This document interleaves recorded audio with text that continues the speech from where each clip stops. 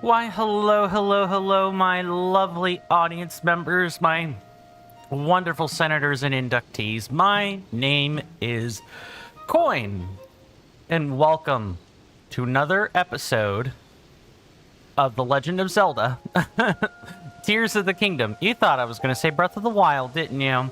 I will admit that that is still a trap I can fall into sometimes. I promise I will read commentary in a minute. Or comments in a minute. I want to take a moment and just get the pre-stream the stream appreciation out of the way first. So I will just take a moment to thank all of our wonderful contributors. And while I do not have anyone on Twitch or Patreon or anyone who has given me a one-off donation at any point during this month cycle, I would like to thank Mr. Rasby for their continued support through the Valkyrie tier membership over on Coffee.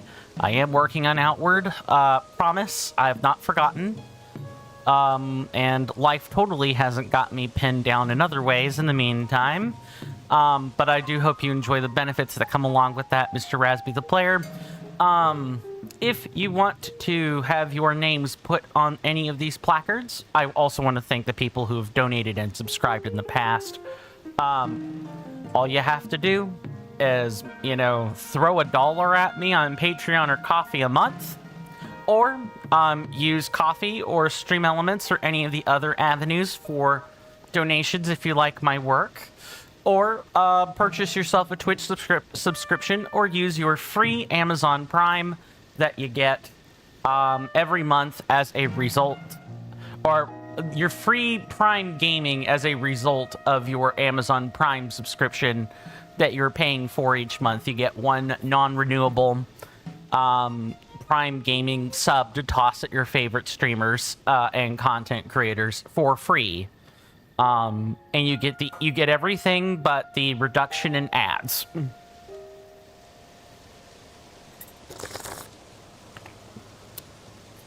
It's time to play the let's play the camera mini game, shall we? Yeah, that's what I thought. Today I was off by quite a bit. Welcome on in, Mr. Jason. Good to see you. Hopefully you're doing well in both body and mind, and I hope you enjoy your stay. Mr. Jason says, if you want to get on the placards or enjoy other sweet benefits, all you have to do is just chuck a few coins at me. Maybe I should start saying that. I might steal that or use that if that's all right with you, Mr. Jason. With some edits thrown in and accreditation accordingly later. I did, in fact, get the laugh. You're more than welcome. Thank you, Mr. Jason.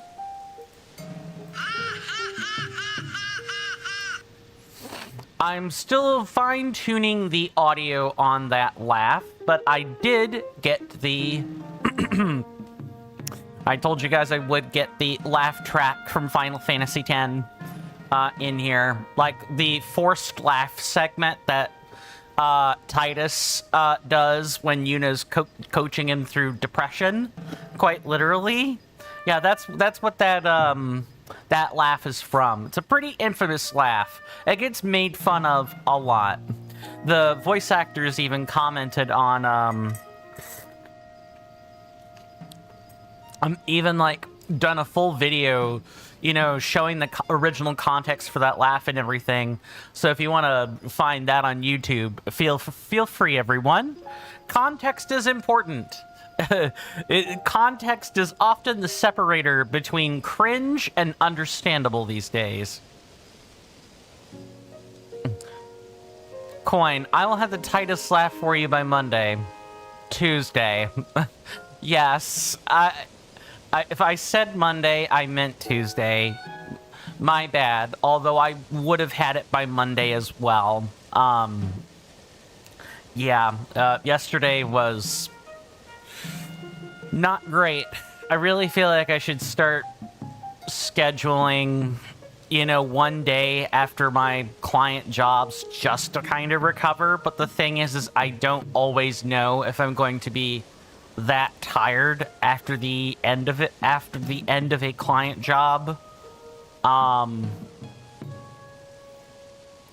a lot of that was just simply not the result of the client job in the first place. A lot of it was sleeping in a wireframe bed, which was indirectly caused by the client job, but still, you guys get my point. No, I don't really have anything to report on the off-camera side, apart from I went and fused our weapons. We've got a couple utility weapons. I took the Gloom Sword and a couple of our finer quality monster horns and stapled them onto our fancy swords and sticks and stuff. So that was really about the only thing I did. I didn't actually go and farm anything else. Last time on The Legend of Zelda Tears of the Kingdom, we went through and mapped out the Yiga clan bases with like maybe a couple of exceptions. We will go for those at a later point. I think we have gotten quite enough out of the, you know, Yiga clan hideouts for now. At least I'm pretty confident that those few stars I've marked are in fact still Yiga clan hideouts / Yiga clan bases. I've heard it called quite a few different things. That was pretty much the whole episode, I think, and I think we may or may not have done like 3 blessing shrines. We may have done these shrines here. That's about as much as I remember. Today we're going to actually focus on going around and completing all of these Korok seeds on the surface. One really nice trick, since we've done things out of order, is we can kind of, you know, mark some spots where I think shrines are going to be. And we can kind of like go from there. We can mark some nice shrines. Kind of use these as general waypoints. Oh, I must have not gone in here. Okay. I gotta be careful with that. Along with other things. You know, I'm actually gonna put like a... I'm gonna put like a... I guess I'll put a heart there so I know to check that spot in a minute. Mr. Jason says, I have ordered some Nintendo Switch Pro controllers recently. Awesome, awesome. If my nieces come over and want to play Mario Kart World, I would have to unpair the one I have paired to your Animal Crossing, Nintendo Switch Animal Crossing New Horizons edition, but no longer. You can soon be lazy. Laziness is all well and good. And besides, I would like to frame that as you were able to come into some resources so you didn't have to exert effort, as opposed to laziness. At least that's my frame of mind for it anyway. Let me just untangle my cords here, and while I am marking off Koroks, I want to go ahead and just remind everyone, as well as, you know, address the new people coming in. If you guys do want to follow along as we collect all these Korok seeds, all 1,000 of them, I do have a map resource available for you guys on Twitch. Let me make sure I'm signed in on YouTube, because I don't think I am. Yep, that's correct. All right, those resources on YouTube should now be working. Mr. Jason, if you would please, if you are not busy, would you mind typing in !TOTK MAP for our lovely viewers on the Twitch side? I will do the same on the YouTube side.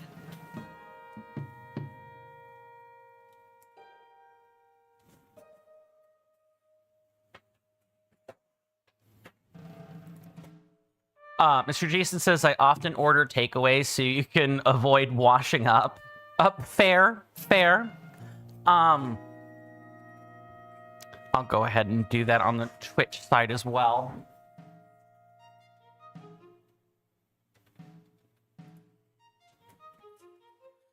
That little object map is going to be used to help us find the the few hundred rocks that are definitely, totally, completely not just randomly scattered throughout the kingdom. We're totally not going to have to worry about that. I know that shape right there. Where's the real Korok? I have to go find for that. Really? All the way, all the way up there, huh?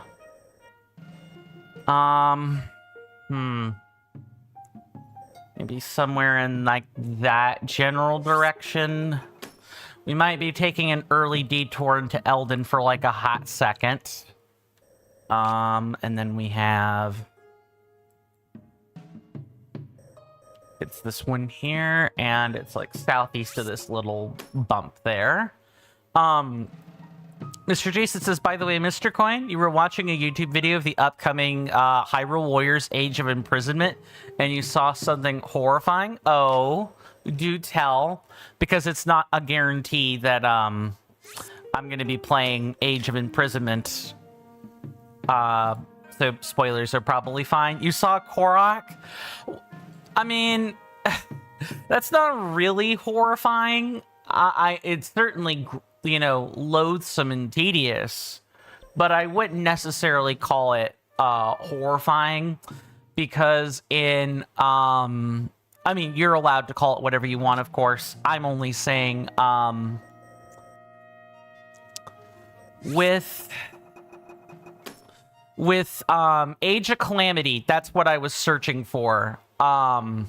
Age of Calamity had the same Korok mechanic too, although since you saw like promotional video for Age of Imprisonment, did they demonstrate how the Koroks would work, or just that there were Korok seeds or Koroks in general? It's gonna be right at the tip of that big old tail. Let's see. And we've got one last one, and that's like over here. I guess I can kind of like circle outside and look in. Sure.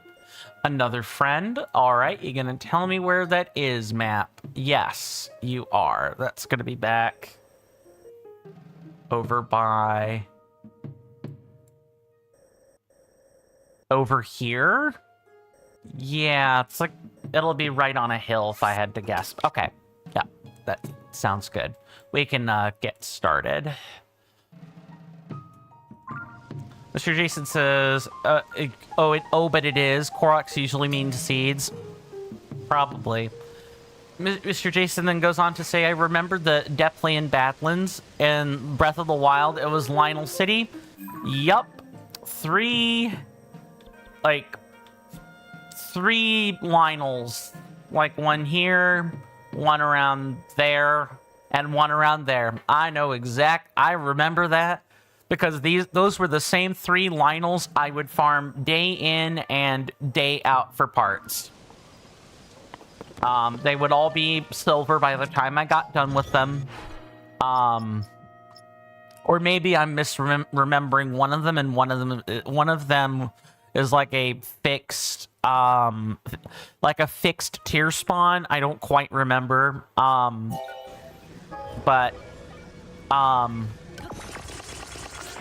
Or not parts. I would remember farming them for weapons, and like no, they had parts.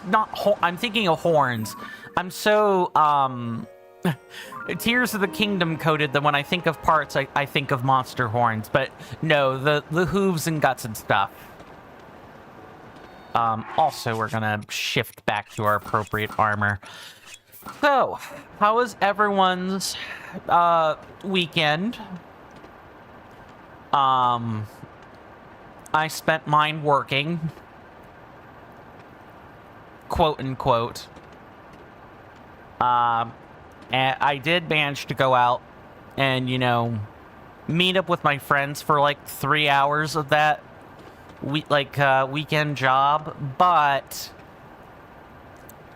that ended up being a very long, relatively speaking. Relatively long, but at the same time, I just want to be careful I'm not carrying something wooden. A very long meetup where we kind of just all expose the hatchets we were carrying. Not a great time for a friend group, to be sure, but, you know, not everyone is particularly that well adjusted all the time. Even you know, friend groups that get along quite well, can have social issues bubble under the surface. So we kind of aired grievances, settled disputes, resolved differences, that kind of thing. Let me not use that bow. My goodness, that's entirely unnecessary. Okay, let me not do that. And then we also figured out what we were going to do with my tabletop campaign moving forward, because it's been like almost a year since I've resumed work for it, and we all kind of decided to start over with that. IDM Pathfinder First Edition. That's like the long time thing I've been doing for a while. And there were a couple of particularly painful plot points with the story that were...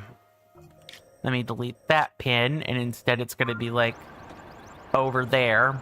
And we all kind of decided it was best for the campaign to start over. Let's see. Mr. Jason says the most famous one of them is a singer called Lionel Richie. Smooth. Buttery smooth pun to get things started. Wonderful. Mr. Jason then goes on to say, just after COVID and the lockdowns had finished, you decided to go bowling with a group of friends. They were a bit hesitant at first, and so you went first to get the ball rolling.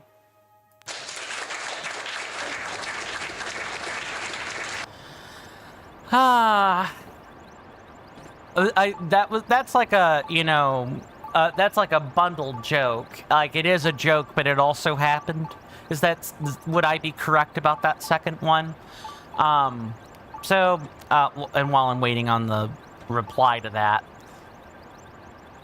to go back to what I was saying before, I was kind of hoping to meet up and just have some good, clean fun, but these conversations kind of needed to happen, so I'm fine with the way things turned out. It didn't happen. Understood. You'll need to BRB very shortly, Mr. Coin. Very well, Mr. Jason.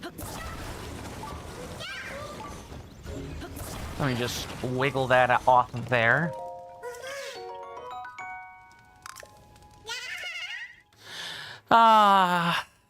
What was the point of even making one of these, knowing full well... What is this weird...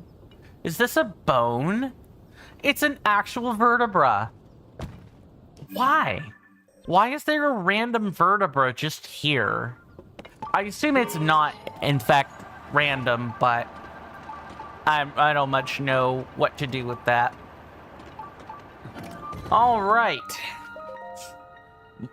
I hope I'll trust this shrine gives us a not too difficult puzzle. I would like to... I mean, it's not like I can really choose these things other than do them or don't, but it would be nice if the shrines went easy on me today. Let's see. What else happened during the weekend? Well, I also learned some new ways to do things with my veteran support group. Got a whole pamphlet on it, and we're gonna have a meeting with that support group in 12 days. That would be the No, I'm sorry, make that 11 days. The 18th, I'm supposed to be in a meeting with them, and we're all gonna get business on like how to report our service hours, what does count and what doesn't count as a service hour. It's a long bit of rigmarole that I will really kind of spare people from, but I did learn that stuff. And when I say veterans, I mean U.S. military veterans. Okay, this is simple. Here they just want us to spin the ball that way.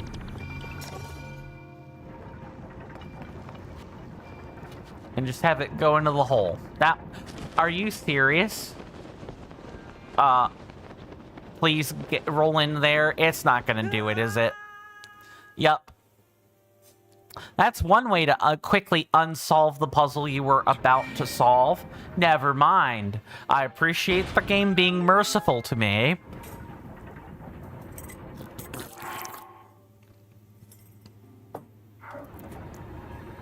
I still need to spend these charges. I keep forgetting to do that. Maybe we'll have to do that at a point when it's convenient. For us. Like, maybe before, you know, getting caught up in story affairs or whatever. Okay, this one has us move gears.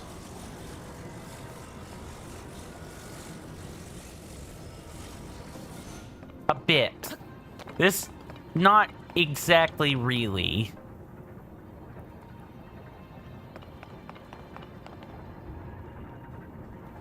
And there is a chest down there? Okay.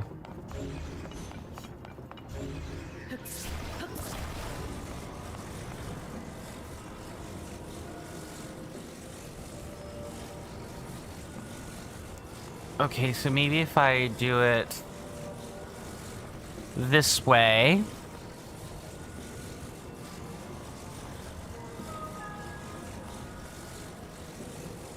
Spinning this is kind of hard. Okay, and then we're going to move ourselves down.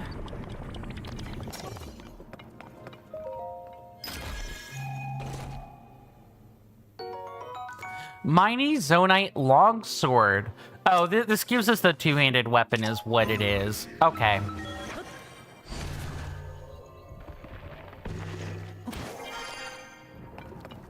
And then what we can kind of do is we can cheat. We can cheat. Just a little bit. We can cheat a little bit. Kind of.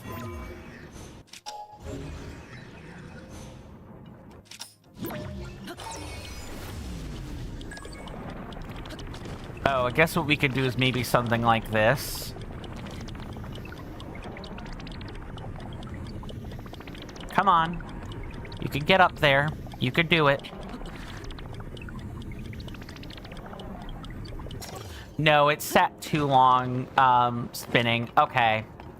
We're gonna have to, like, crank this a few times. Is there, like, a better way to do this? Not really.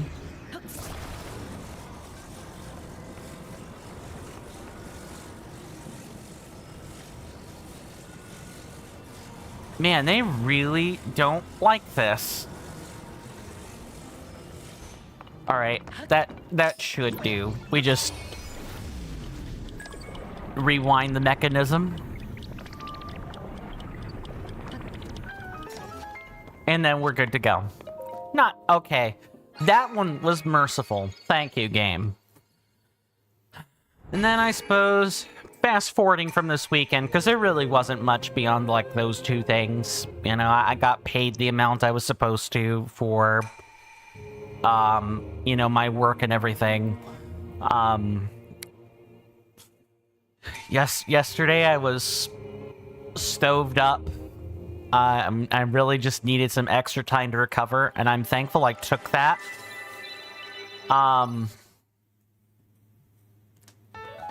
I didn't want to take a hot bath just for that, just because I was stoved up, but I ended up caving and putting some Epsom salt in with my bath, and that really helped. I'm happy I took care of myself yesterday. And then today, you know, outside of meeting with all you wonderful people once again, I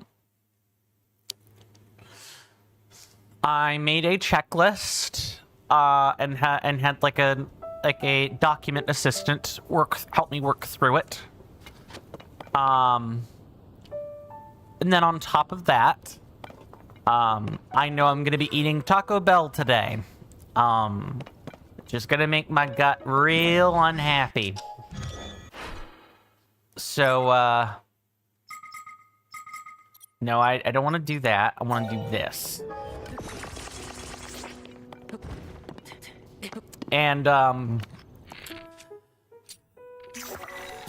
with the Taco Bell, my phone is being used to place the order. So unfortunately today, as much as I would like to, you know, stick around, I really kind of can't, because I got to be out as soon as humanly possible to help place the order and everything.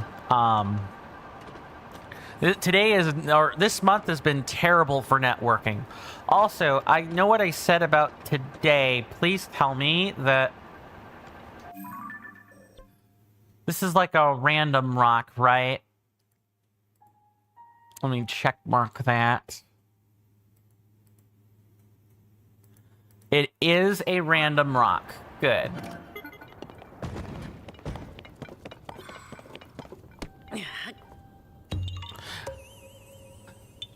And I double-checked my map. This is not the place where the tier is. Thank goodness for that. That's actually, like, here, and we're gonna put our usual stamp for that.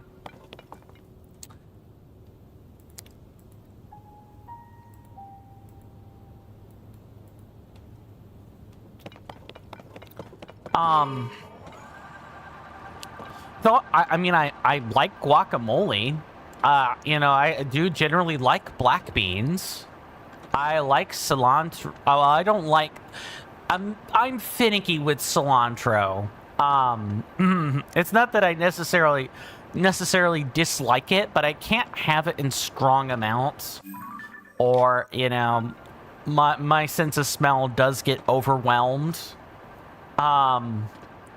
Though rosemary and sage are a bit stronger than that, but yet I can tolerate them fine. I see. Oh, witch dragons above us. Dinral. Oh, we kind of need claws from them, but we'll get that later, either in the depth or in sky. For now, let's have some fun with our Hinox friend, shall we? And by fun, I mean happy murder fun time, where I get his monster parts and he gets to rest in peace until the next blood moon. I saw that rock.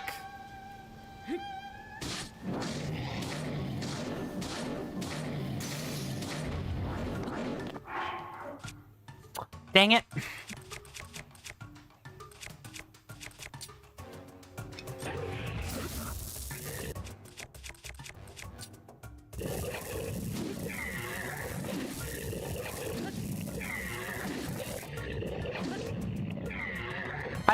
I think you can go by electrocution today, friend. Goodbye and good night. Some steak. Give me plenty of those. We have that horn. Good. I wonder if there are higher tiers of Hinox. I would love to be someone on the wall and know that.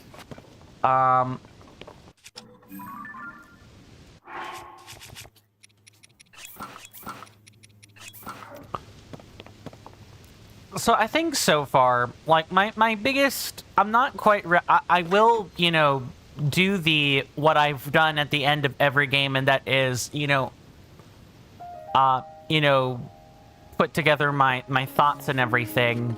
But so far, I think all of my core criticisms about Tears of the Kingdom still stand. You know, there's a lot of map. There's a lot of map. And I'm happy there's a lot of map, but I'm a bit... I like open world games, and this feels overwhelming to me. Oh, I just realized 1, 2, 3, 4. We got 4 Korok seeds there.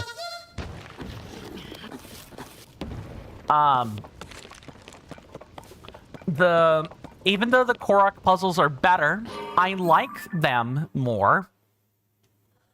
But the 300 places to lift rocks is still not great. And 1,000 of them spread over this map is just entirely too much. I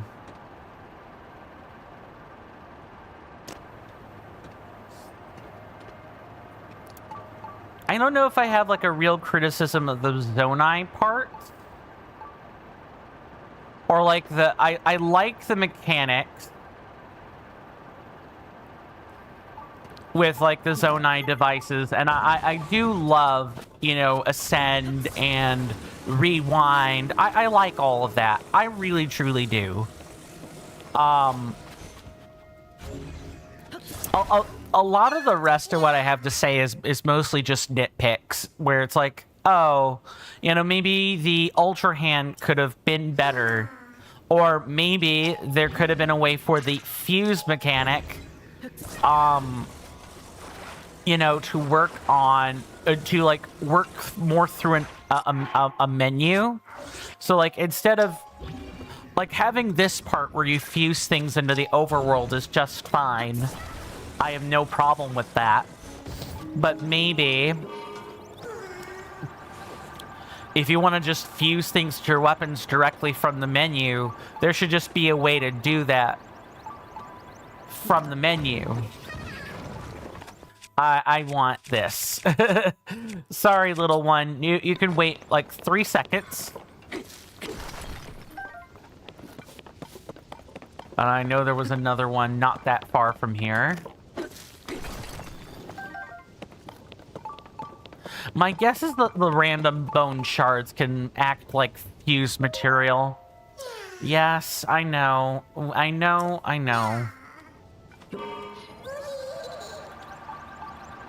Alright, let's go spot the smoke signal, which I think is like... Yeah, it's over there.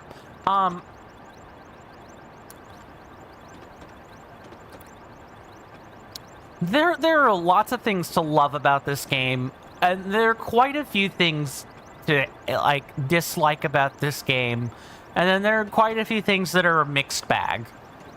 Overall, I think Tears of the Kingdom is great, and again, I'll spit all this out in more detail in when we do the end of the game. What?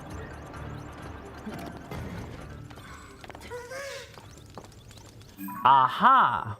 Oh, also, I should definitely have put a skull there. And my guess is there's like another... There's like we bumped into like a talus. That's what I'm gonna guess at anyway. Ooh, hello. What's in the chest? 3 lights. Okay, not very good, but I'll take it. I mean, it's 3 things we don't have to exchange crystallized charges for, so I'm fine with that.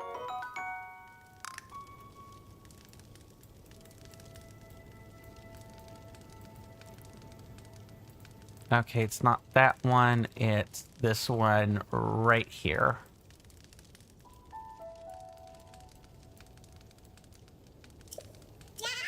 Oh, I also think I did them in the wrong order, but it actually probably works out better for us this way, because that means we can go into the shrine, you know, after we've gotten this last Korok. So I'm guessing that this Talus is like right here. There's like the circle of stones and everything. Yeah, that's gotta be one of them. I'm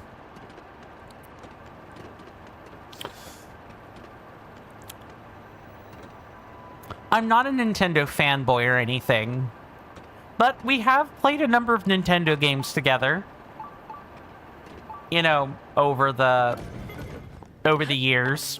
Xenoblade Chronicles, Breath of the Wild, Tears of the Kingdom. I did have that stint with Super Mario Maker 2 for like a short time. You know, I have other Nintendo oh, right, Bayonetta 2. That was also done on Switch. Like, even though Bayonetta is not a Nintendo game, right? It's just not. That doesn't mean it didn't occur on the console. God, that was like years ago. There was like a successful giveaway and everything for it. Oh my goodness. I don't think I could do another physical giveaway like that again. Let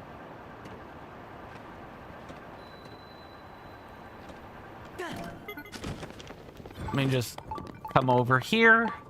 Come toward the end. Yep. There's a light right over there.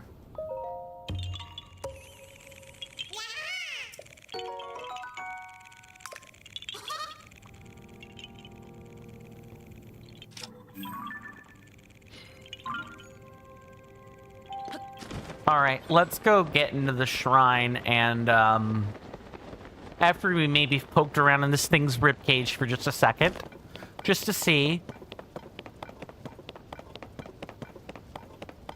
Is that a Stalnox? There's actually enough space that I can probably...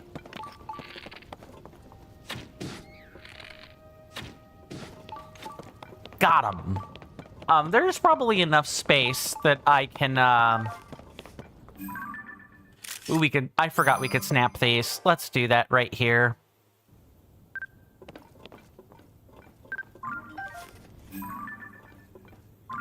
The eyeball... Oh, they're like a unique part. Okay. Let's go ahead and do that. I've bought a number of games over the years, and I want to bring them to you, Nintendo or not. Because I think they're that worthwhile. I want to know what this is.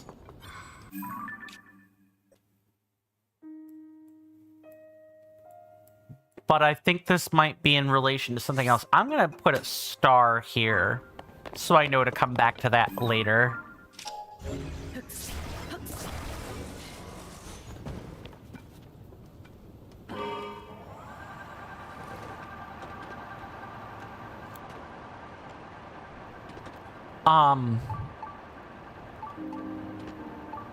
Mr. Shiny says, assembling Leviathan sounds like a skeleton of work.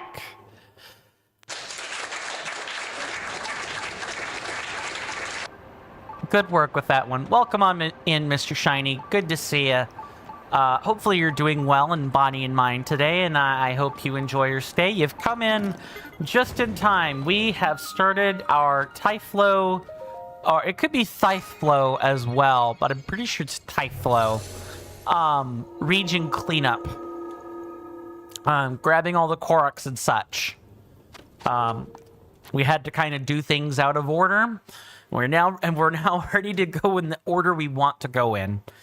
And I was just I had started mentioning some thoughts, some thoughts I could share about like what I thought of Tears of the Kingdom and such without spilling absolutely everything. Because I want to save that for when we beat the game. Because I have a lot I want to say, and I usually do a review of the game that we've played after we've beaten it. That's been a long time, multiple year channel thing I do. I always give my parting thoughts. And then I started waxing poetic about the kinds of games I do want to bring to you guys. You know, in the midst of also wanting to satisfy, you know, being a challenge runner, because I quite enjoy the high octane thrill that comes from challenge running Elden Ring Reforged. I like the game a lot. I think Team Kernifer does excellent work with that game. I meant to hold that. Or excellent work for that mod of the game. Mr. Shiny says you can share your personal opinions later as well. Yeah, it could be at the end of the game. It could be a whole It could be like a whole what were everyone's thoughts about the game segment. I think that's a great way to, you know, have everyone leave their mark on this Let's Play more than they already do with the puns and the commentary and stuff like that. Because you know, we're all sharing in this experience together, right? Yeah, I'm the pilot. I've got the controller, but we all add things into the communal pot that is this Let's Play. I like to think of my channel that way. Even if it perhaps is a tad bit of a disservice to myself. Mr. Shiny says, the game is 10/10 for you, but it isn't by far the perfect gaming experience. Can anyone like define what the perfect gaming experience even is? Is someone just going to say Pong when they think of the perfect gaming experience? Or is the perfect gaming experience subjective? And it's not really something you can quantify beyond, you know, what is the average opinion? And does the average opinion become perfect? The perfect opinion. What do we have here? Timely catches. Okay. So let's deal with this. I guess it's controlling this apparatus. Okay, I see. They want us to like move a ball over.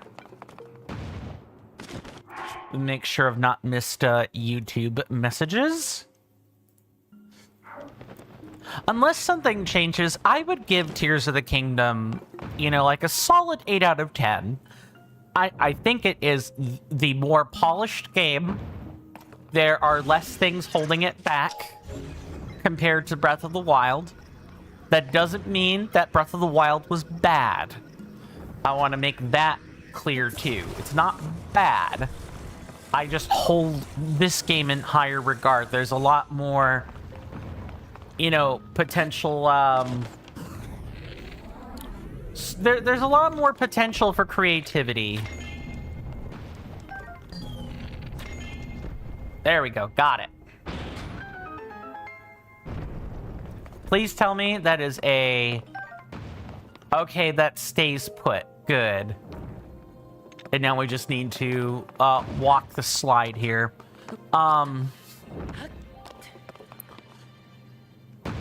There are... The things that hold it back, that hold this game back, are great. And they're things that everybody has talked about already into the sun. And, you know, it'll be my turn when the game is over, right? When we've beaten the game, when we've moved on to the cutting room floor segment and stuff, it'll be my time to, you know, add to the pot that is the pot of complaints. But I could sit and have my complaints, but also at the same time, not... Those complaints don't take away that much from this game. They really don't. At least for me. You see perfect gaming experience as a theoretical concept that will never be achieved? Ah, yes, the stride toward the unobtainable. That is what perfectionism is in a nutshell. That's why not perfect games can be 10 out of 10 for you. Fair. I hesitate to give full 10s for games in like the first place, but that doesn't mean I don't give them out. But I would say Elden Ring is like a 9 out of 10 for me, despite the fact that they're, well, no, you know what, I take that back. I would give Elden Ring about an 8. I think Elden Ring is great, and I think that the modding community has made it better. There are lots of things that I think, wither it a bit in front of its predecessor, Dark Souls 3 and Sekiro together. I think that those two particular games, although much smaller in scope, it's like a more cohesive package. And I would say out of all the installments for the Soulsborne series, as well as FromSoft offshoots, I think people are always going to choose between Dark Souls 3 or Bloodborne for like perfect gaming experience, and I would call those the perfect gaming experience for me, because I'm a masochist. Pretty sure that's the correct term there, and I enjoy a bit of personal suffering. I'm also the kind of person that enjoys Shin Megami Tensei 4 and 4 Apocalypse for the exact same reasons. And those are considered to be really hard games in the early game. Okay, I need to stop ambling at folks and start figuring out what the heck I'm supposed to do here. What on earth? What is all this? We need to find the chest before we do anything else.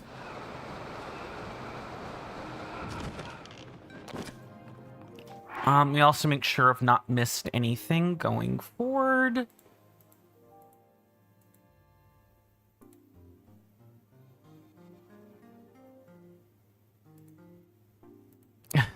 So, I guess the inverse of that question I could ask is, like, what would you consider, like, I'd say something that people would just routinely put in the not obviously bad, but would just never play it category. What, not your 1 out of 10s, but what's like a 3 out of 10?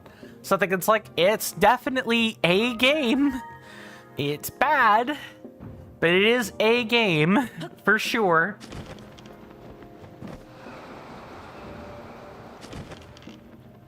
So why is there the second hole?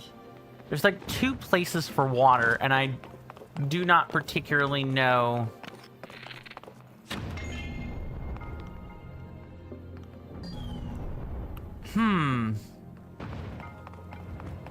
So I think our chest has to be, like,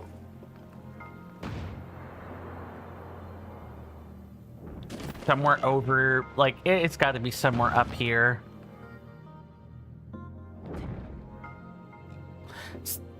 I haven't really seen it, and yeah, we haven't gotten the chest for this yet. All right, I guess we got to figure out how, I guess we got to get this ball rolling, huh?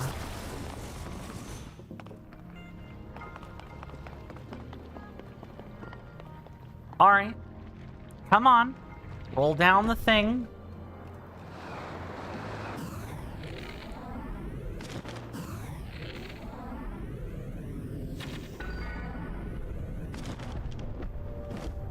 You know what? I'll take it. I'll take it. I will take it. I wonder if the chest is in one of the in one of these spots for the water. Please do not roll off the thing.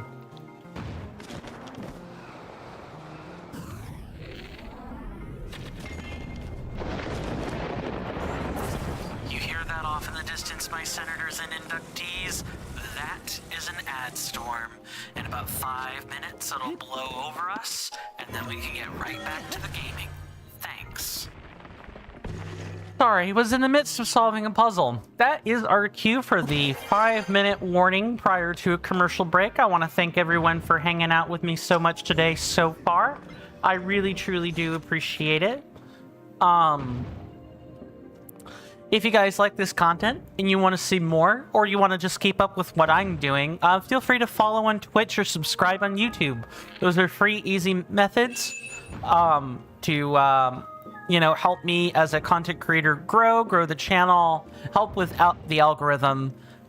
If you're watching this VOD on YouTube, you know, leave a like, perhaps leave an appropriate comment, not a, oh, comment for the algorithm gods. Yeah, YouTube susses that out big time and will actually suppress the VOD. So if you don't want to like actively hurt the like algorithm or anything, liking the video and not leaving a comment is better than liking the video and like leaving a bad comment. Anyway, ultimately I appreciate whatever you guys choose to put on the channel. Just there are definitely some analytics I have to pay attention to on my end. I have a Discord channel. I'll go ahead and put that out now in the chat for people on Twitch and YouTube.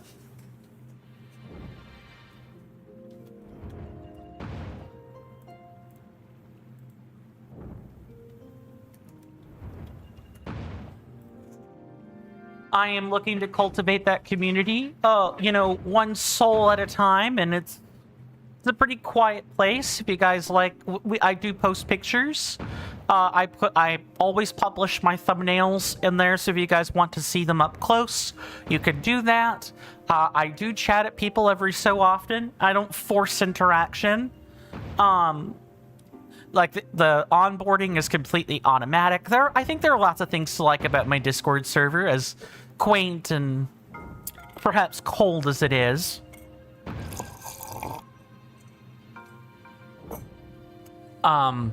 If you do join, thank you so much. If not, you know, no worries. We do take 3-minute commercial breaks around here. There'll be a timer in the upper left-hand part of the screen. I highly encourage everyone to get away from their desks during that time. No, yes, I figured that would probably happen. Yeah, you have to, like... there's no substitute for... Ah, I have found our friend the treasure chest. There is absolutely zero substitute for...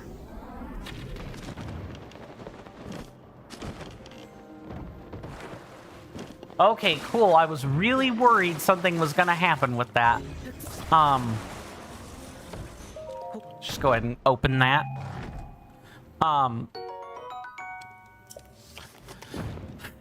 Yeah, like I was saying, there's going to be a timer. You know, I encourage everyone to get up and take a break at the same time. That's mostly so none of us have to experience FOMO, and you guys don't have to worry about what did I miss during those 3 minutes while ads were playing.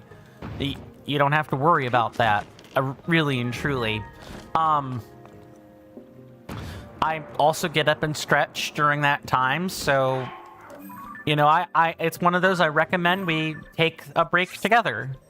It's just helpful for everybody. And also there's the, let me go ahead and delete that pin. I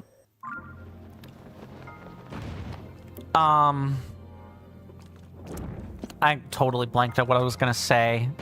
Ad break should be coming at any point in the next few seconds, so... I will definitely be reading commentary. I might be able to do it now. Shiny says it's an interesting question. The way you rate games is based on your personal feeling rather than objective facts. one of the important factors is how burnt out you feel during your playthrough. Yeah, did the game wear out its welcome or not? I think that's totally fair. I kind of use that in my assessments too. I'm a bit more mixed. There are objective facts I use, like graphical appeal and such. But otherwise, it's a mix of objective fact and subjective opinion. I'll talk a bit more after the commercial break. So sorry about that.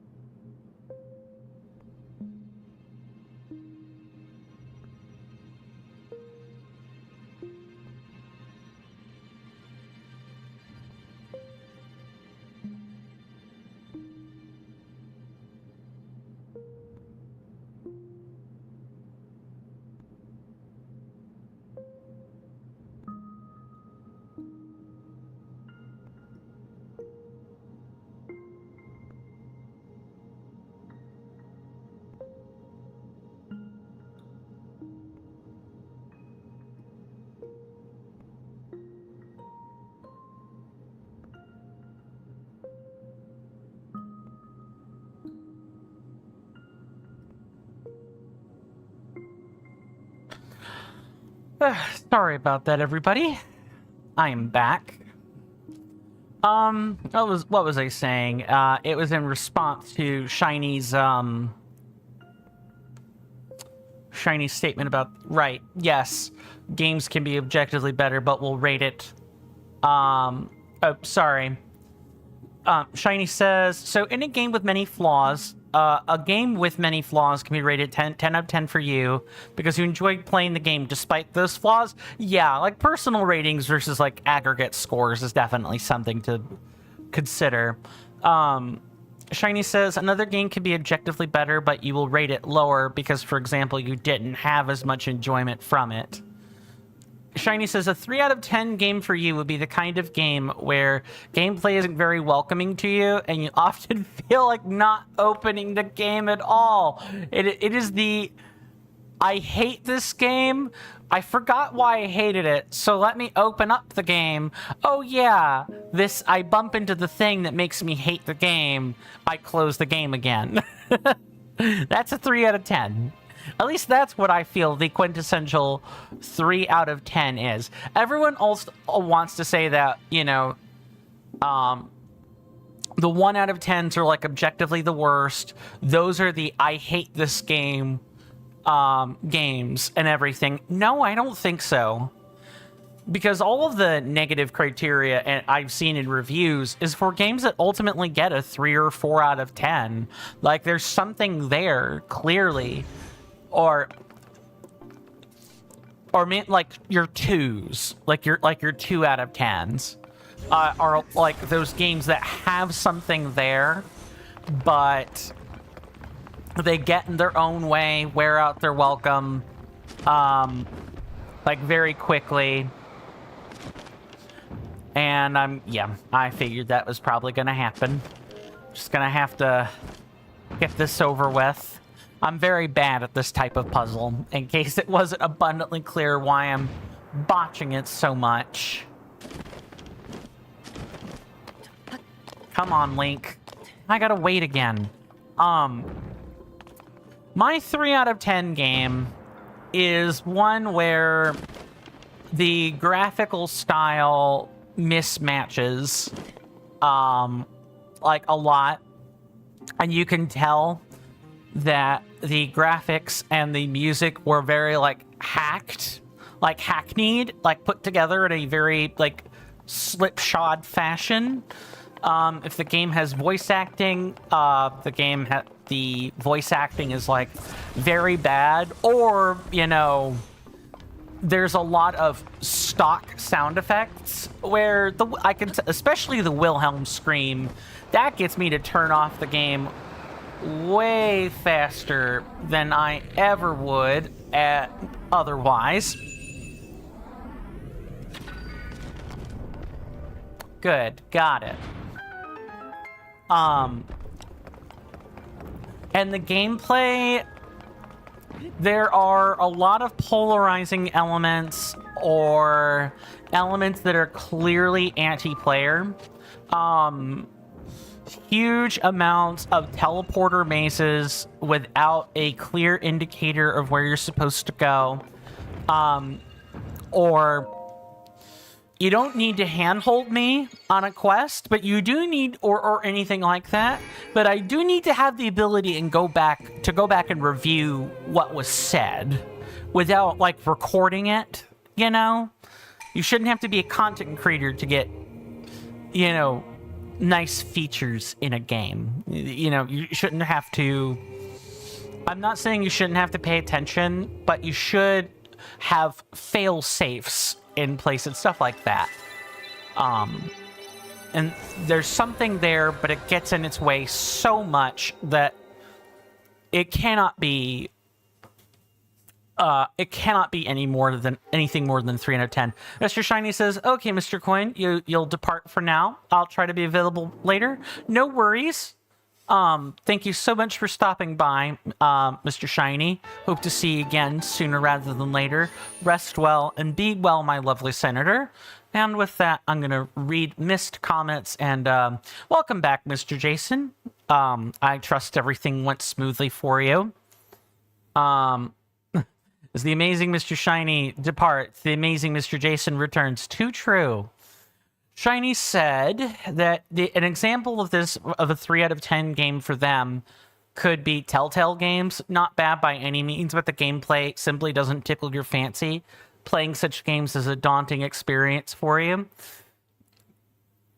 And I guess to bring Mr. Jason up to speed, maybe give him a chance to reply if he wants to. We were talking about... We mentioned like a 10 out of 10 game experience for us, and then I opted to, you know, invert the question. You know, do you have a game that is not a 1 out of 10, like, you know, and the absolute worst? Like, you know, it's bad. Sometimes your 1 out of 10s have like laughable things you could make fun of and stuff. Like, you can have a good time knowing how bad it is.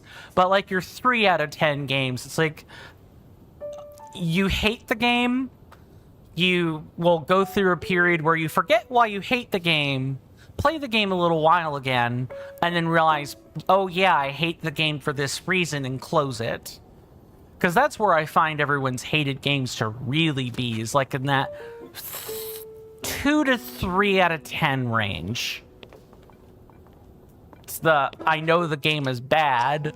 It's the, I'm angry that it isn't more. That kind of game. Do you have one of those? Let me go ahead and ramp out a hover bike, and then I will get to making a...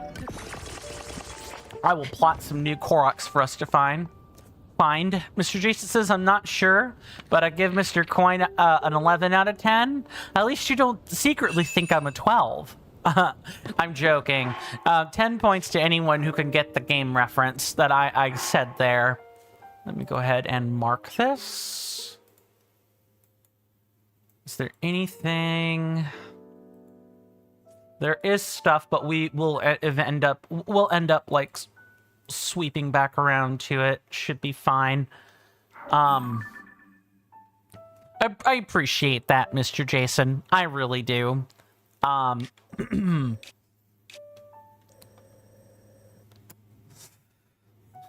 think it's important that we don't always contextualize the things that we like. I think it's important sometimes that we contextualize the things that we don't like, or even just do not like whatsoever, for the simple reason of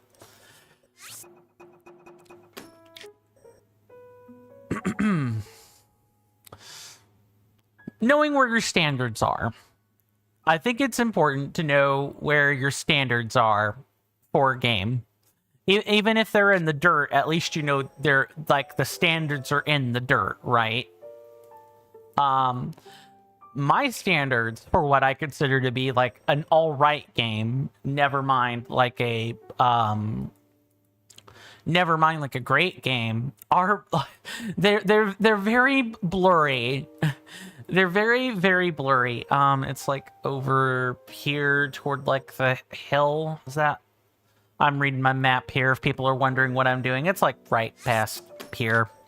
It's 2 Koroks right in a row that are all just like that. Do I wanna? Yeah, we should sweep through the Thyphlo ruins and not... I don't want to have to double back here again beyond, beyond like the quests and stuff. There's like another one here, and another one like here. Okay. And we're gonna mark this up, and I'll read the comment while that's happening. Mr. Jason says, by the 13th of October, Mr. Coin, I will have 5 Nintendo Switch Pro controllers and a Nintendo Switch 2 Pro controller. Nice! One of which is your Nintendo Switch Pro controller with the Tears of the Legend of Zelda Tears of the Kingdom edition skin on it. Nice, nice. I hope there will be some newly skinned controllers in the future. Not only The Legend of Zelda, or, Donkey Kong Bonanza themed ones, but like some other ones. But I also hope that nobody forgets what Nintendo is doing right now. It's just such a polarizing time to be a Nintendo fan right now. And this is coming from someone who, although is not a Nintendo fan, I do generally like Nintendo products. Mr. Jason says, have you noticed something with me, Mr. Coin? No. Not anything more than what you usually talk about. Oh, why? Should I be noticing something, Mr. Jason?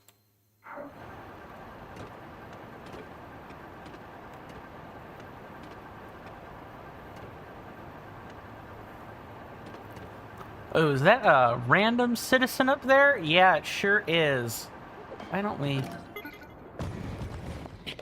Let's go help a friend in need.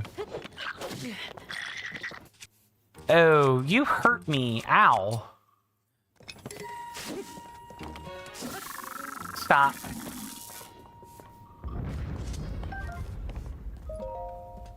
Oh, hello there. Nice work. Usually if women are given the name Benny, it's usually spelt with an I, but, you know, that's fine. Doesn't really matter. It's just, I note the oddness with that. Mr. Jason says I could just say TOTK Pro Controller, but you chose to type out the full name. Fair, fair. For example, I love limited editions controllers. You know, the DualSense wireless controller, Astrobot limited edition.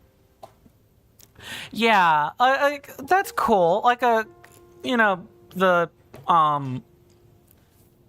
you collect controllers of all stripes. We've talked about the fact you're a collector of things Nintendo generally, or maybe even Legend of Zelda more specifically. I'm not 100% sure. Mr. Jason says most people will say TOTK Pro Controller, but not you. Well, the only reason I say it like that is just on a matter of wanting to speak quickly and, you know, not drag out every single word. And because I'm already such a... Well, what's the word I want to use? I'm a talker of such well-known repute and rapidity that if I can often blur my words together if I try really hard. So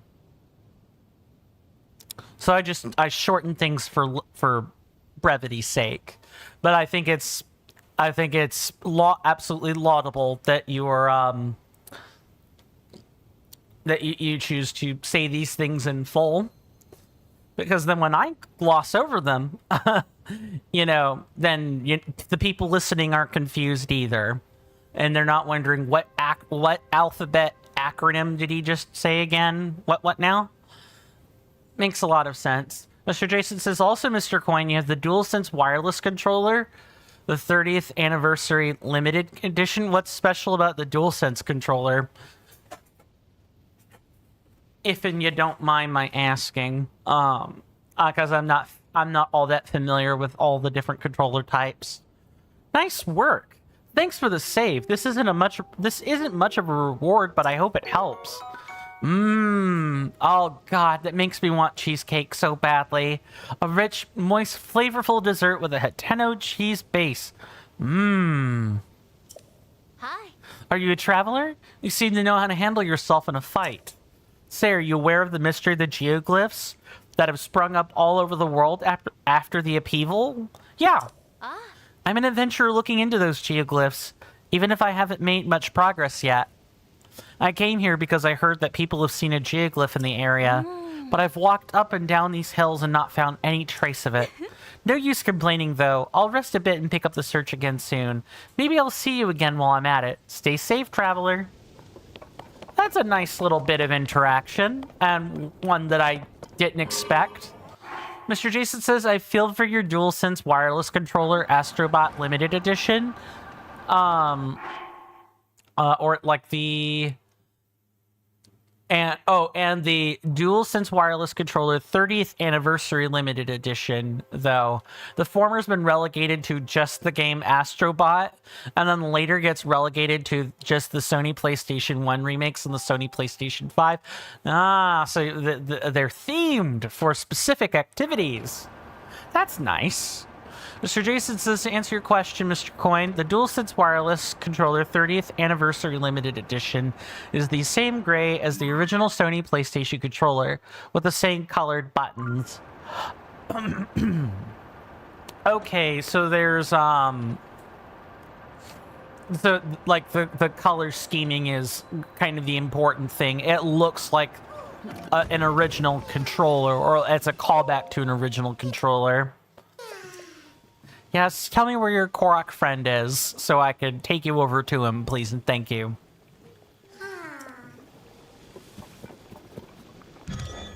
No, I don't want to auto-build. Thank you, but no. Mr. Jason says, yeah, makes sense. I'm trying to think of what games had, like, special paraphernalia with them that I can remember. Ni no Kuni, Wrath of the White Witch, was one that I knew of that had, like, a lot of paraphernalia. There were whole, like, guidebooks, scrapbook albums, figures, because it was based on, I should know this name. I should know the name of this animator, and I just blanked on it. Oh, Studio Ghibli. That's right. I forget the animator, but I do know the studio. Studio Ghibli Animations. It's like that game was a big deal at the time it was released, and it was widely held as one of, like, the, you know, better, like, action RPGs of the time, complete complete with the animations and everything. Please tell me I did not overmark by 2. You mentioned one earlier, Mr. Coin? Right, the DualSense wireless controller. Oh. Mr. Jason says the Nintendo Switch Pro controller, the Legend of Zelda Tears of the Kingdom edition that you bought solely for your Nintendo Switch OLED model, the Legend of Zelda Tears of the Kingdom edition. Yeah, you have mentioned that, like, that specific Nintendo Switch merchandise before. That is ringing some bells to me. Let me go ahead and mark that one off. That's all done now. Now we have to go do the other Korok friend that was, like, over here somewhere. I guess I don't, I don't collect game... I don't collect stuff like that in quite the same capacity that you do, Mr. Jason. And that's fine, but that does lead me to a question I can, you know, mayhaps ask our audience. Is there anything out there that you guys collect? Whether that's stamps, coins, shells, or there are things that you keep collections of in your home? Well, I wish I could say I kept a collection of anything. I really, truly don't keep a collection of things. The most I could say is I have a gaming collection, and even then, that's not any different than any other person that games. I don't have a whole room dedicated to it. I don't have a shelf. But it's the closest thing I have to this is something that I, in fact, do collect and spend time on. More than Magic the Gathering cards, which I don't collect those, but I do curate decks for all the same. It's, let's see, let me think. I know my sibling collects shells. They keep, like, a collection of little knickknacks from travels they've had around the world and everything. Let me grab that real quick. Huh. Hearts. Interesting. Just... Yes, I know. They're your friend, Mr. Korok. There you go. Mr. Jason says you just reminded me, Mr. Coin. I got a fantastic deal a few years ago. Oh. It was on the game in question, too. I bought a brand new and sealed Ni no Kuni 2 Revenant Kingdom. Yeah, I have a copy of that game. King's Edition. I did not get that one. I think I just got the regular one with the Season Pass for $69.99 before delivery. I checked the web archive and Game UK, a retailer here.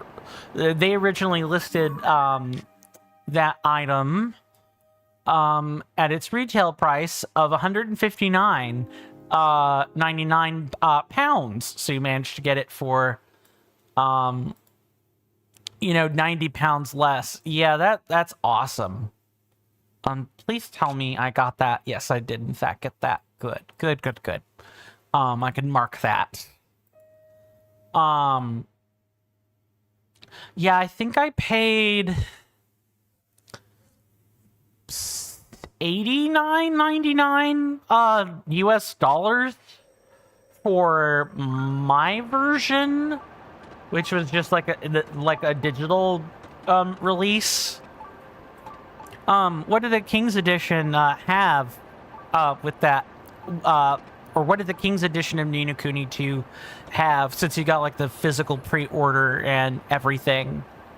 Was it just the game and like some notable things for that game? Or did it have like physical paraphernalia or other stuff? Ni no Kuni is a series I would love to bring to you guys as well. I have a lot of fantastic RPGs that I would want to bring to the table. And Ni no Kuni, although it is a tad bit slow, like Ni no Kuni 1, Ni no Kuni 2 not so much, but 1 can be a bit slow to get going sometimes. But I think that's like an acceptable limit on what a stream would be willing to tolerate. You know, at least if it's not like a randomizer or something. People are usually willing to tolerate a lot more, like, JRPG-style games. Like, the non-enthusiasts are willing to tolerate it a lot more if there's, like, some stakes or some action associated with it. That's just from my personal experience on this platform. That being YouTube and Twitch. Ooh, that is a mud pit. Oh, that, all right. This is, we suddenly need to be... Hello. Oh, I will take your stick. Ow. That hurt a lot. Could we, like, not do that?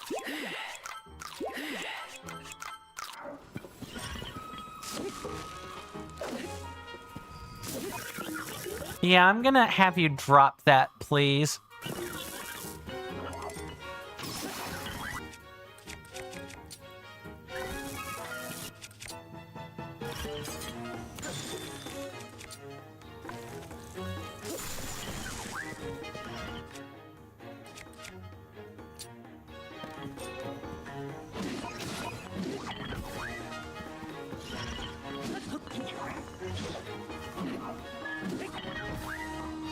I'm gonna keep him away from this. Thank you, Tulin. Much appreciated. This is what it includes, Mr. Coin. Ni no Kuni 2 Revenant Kingdom, full game. The season pass granting access to 2 future game expansions that add hours of additional gameplay. Yup. Okay, we can just grab this. Good. I was really worried that I couldn't pick it up for some strange reason. An exclusive steelbook case. Okay. The Sound of Ni no Kuni 2, a vinyl record featuring Joe Hisashi composed main theme and its pop-up gatefold, the evolution of a king diorama figure. Yeah, I heard the diorama figures were kind of popular with this specific series. A 20 centimeter tall rotating music box playing the game's main theme. I do recall something about music boxes with some pre-orders, so this is ringing some bells to me. An exclusive 148 page art book featuring concept arts from Mimosa-san and Level-5. Yeah, that's Level-5 makes some great games, but man, did they have to go through some, like, really stinky concepts first. A huge amount of that first. Random rock, I will definitely take that. This one right here.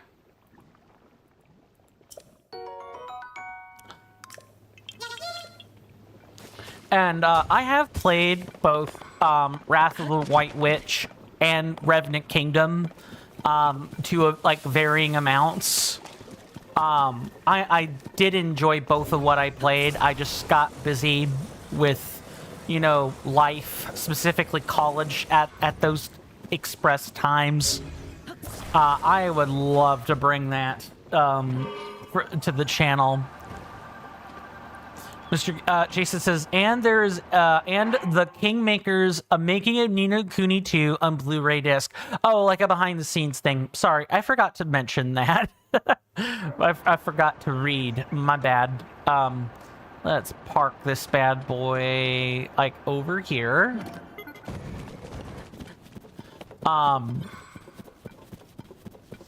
Because the storytelling with Ni no Kuni, one more than two.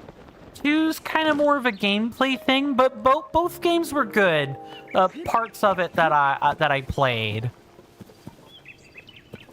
Mr. Jason says, or asks, what did Mr. Jason do with the 90 pounds he saved? Good question. What did Mr. Jason do with the 90 pounds he saved?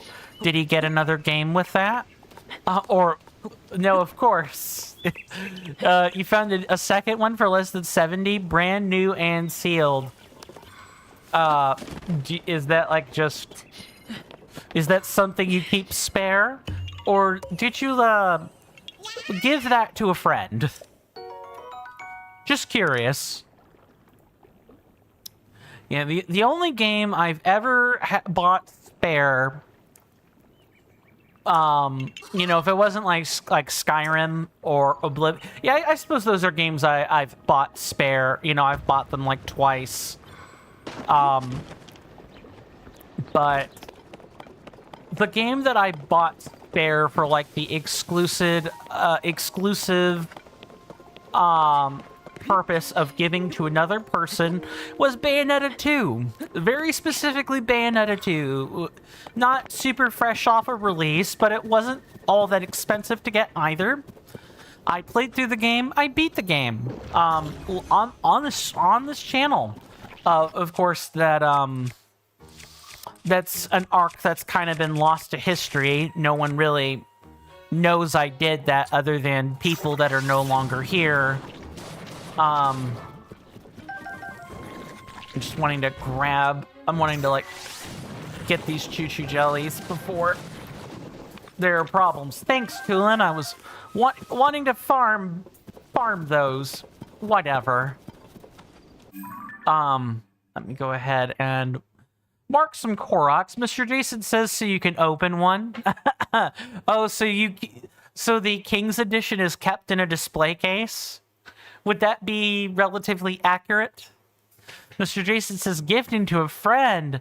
Nah. Yeah, when I bought a second copy of Bayonetta 2, I specifically did a giveaway on this channel for that. And it did bring me in a couple of new people. They didn't stay long. I think out of everyone there, only one person was like a permanent fixture. And even then, when, you know, I went and focused a bit more on college, I did sort of...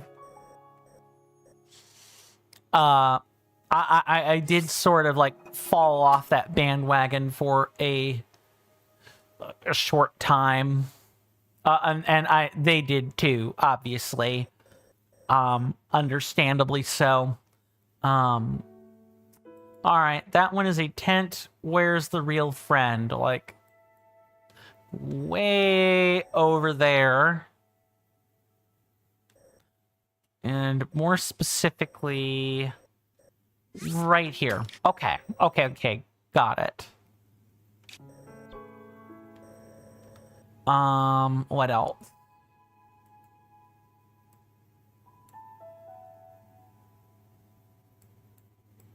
Oh, there's one not that far away. What I'm doing is kind of like sweeping around the edge. Also, something to note here, when I'm looking at our map, is there actually are no Koroks or no Korok seeds to be found in the, you know, the Great Hyrule Forest, which makes sense because this is where the Koroks live. But because there are none here, I don't really have much to worry about other than, you know, sweeping around the edges. And a lot more of them will be in the titular Elden region, which will be coming real, like within, I'd say within the next couple of episodes, actually. Mr. Coin says, or Mr. Jason says, oh, Mr. Coin, back in 2011, you bought 2 copies of The Legend of Zelda Ocarina of Time 3D.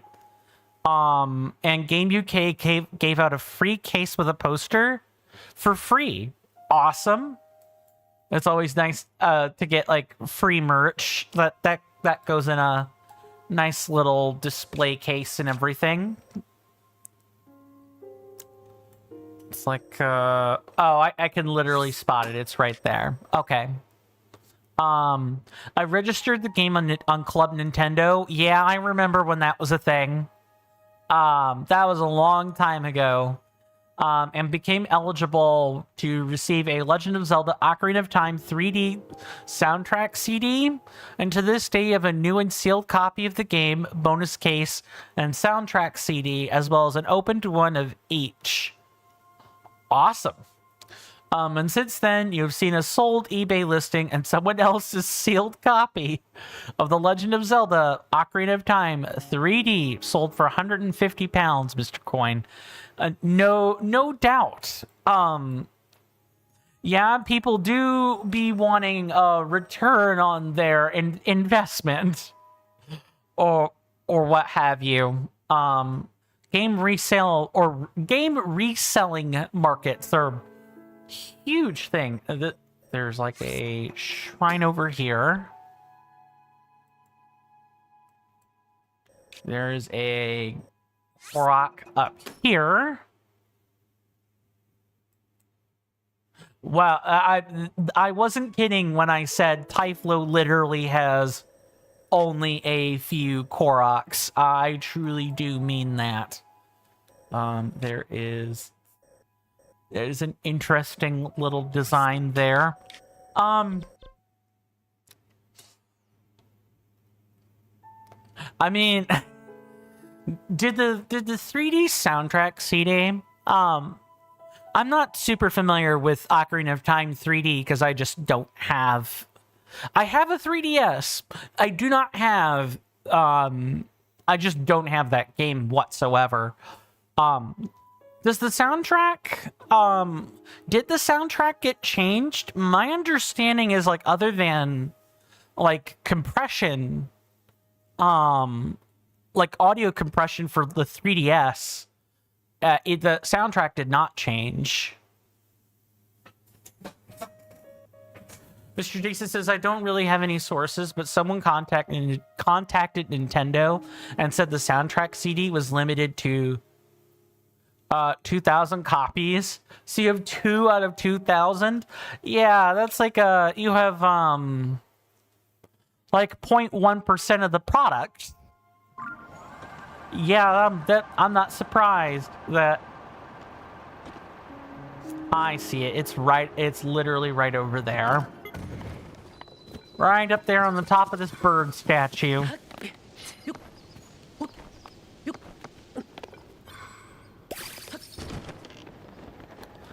And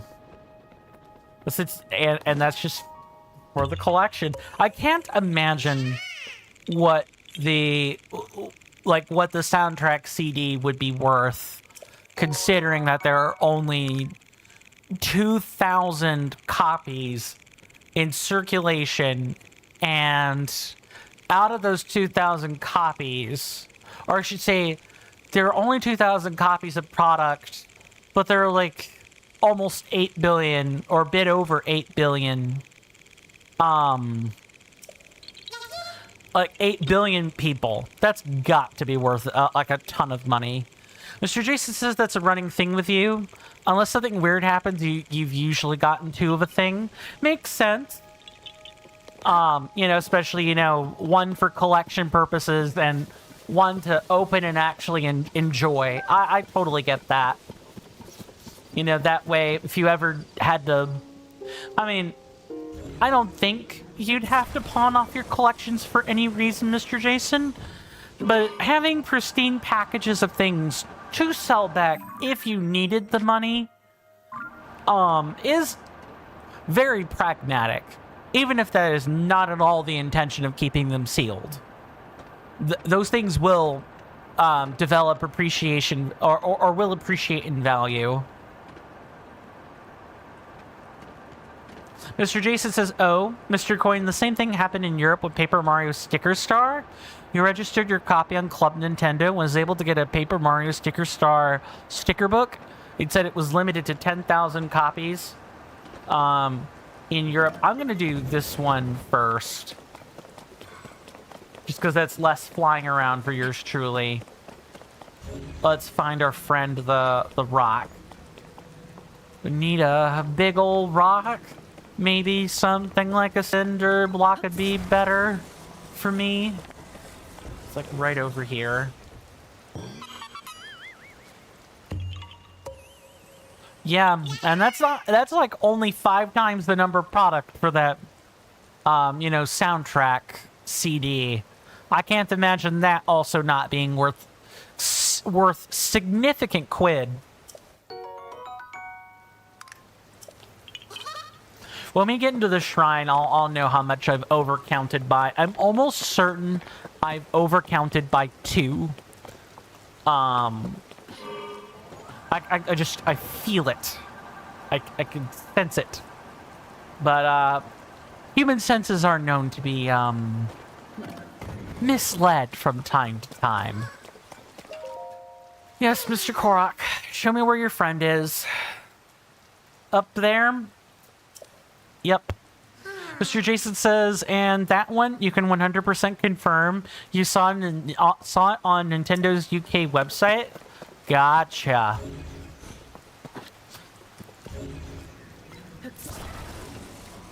Yeah, I don't really have any limited edition things like that. I'm just not an avid collector.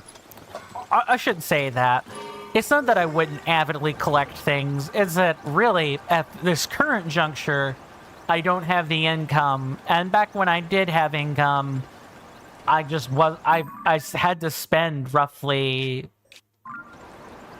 this is not at all where I need to be going.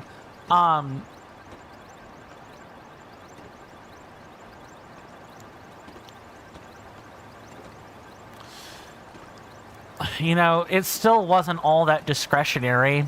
I spent, you know, I had to spend like between $400 and $600 of like aid on books, because the sciences have a lot of books and lab fees and stuff. Mr. Jason says, with how terrible Paper Mario Sticker Star was, I'm surprised that 10,000 copies sold. That was probably lifetime sales. And here's the thing, I think I actually have that particular... Un momento, per favore. I will be right back. I'm almost quite sure I remember playing it. I think I have a copy.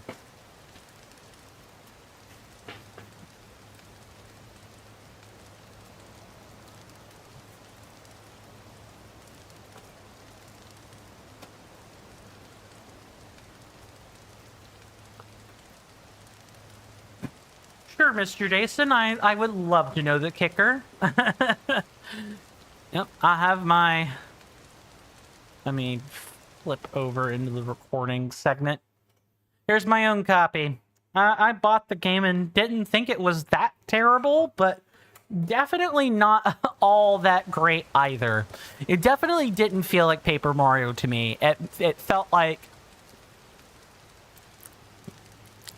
Paper Mario...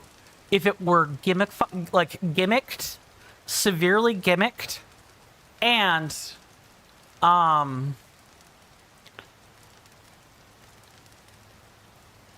you know, if the plot were meant to be, how do I word this? Like, it has a lot of, like, meta humor. That's what I'm wanting to say here.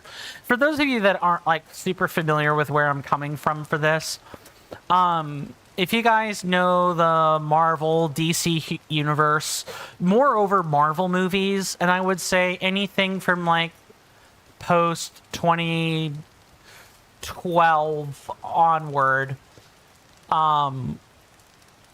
they've been like a lot of the Marvel movies during that time were highly political, or had a lot of political messaging in there.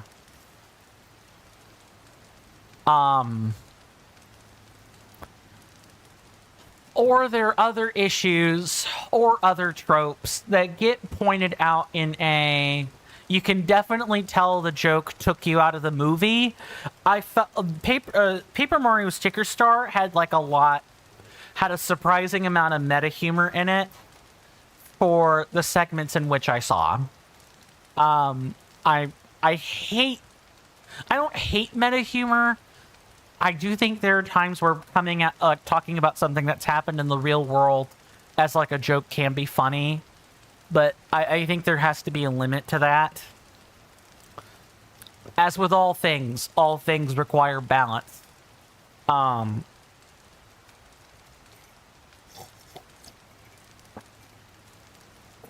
But there was entirely too much meta humor for my taste, because it's usually not done right.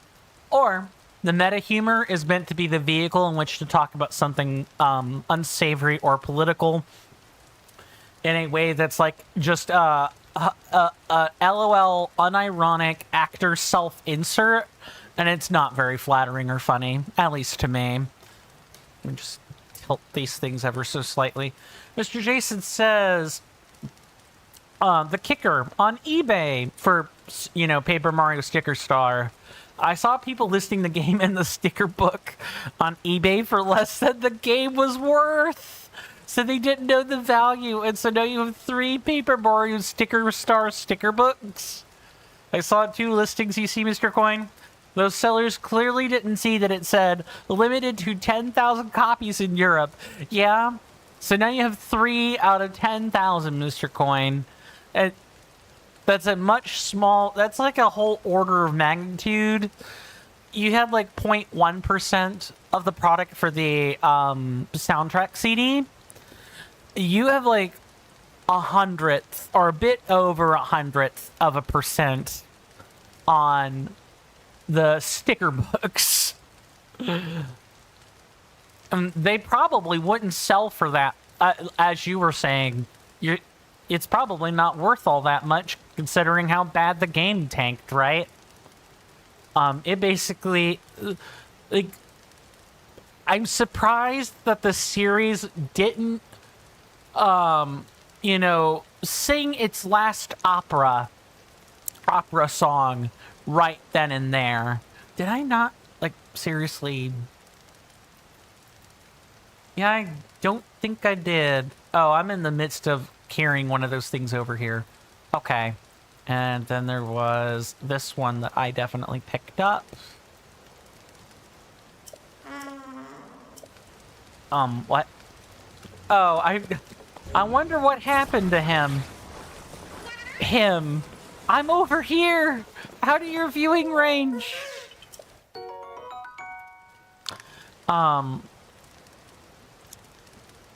Mr. Jason says, I'll collect anything, Kappa.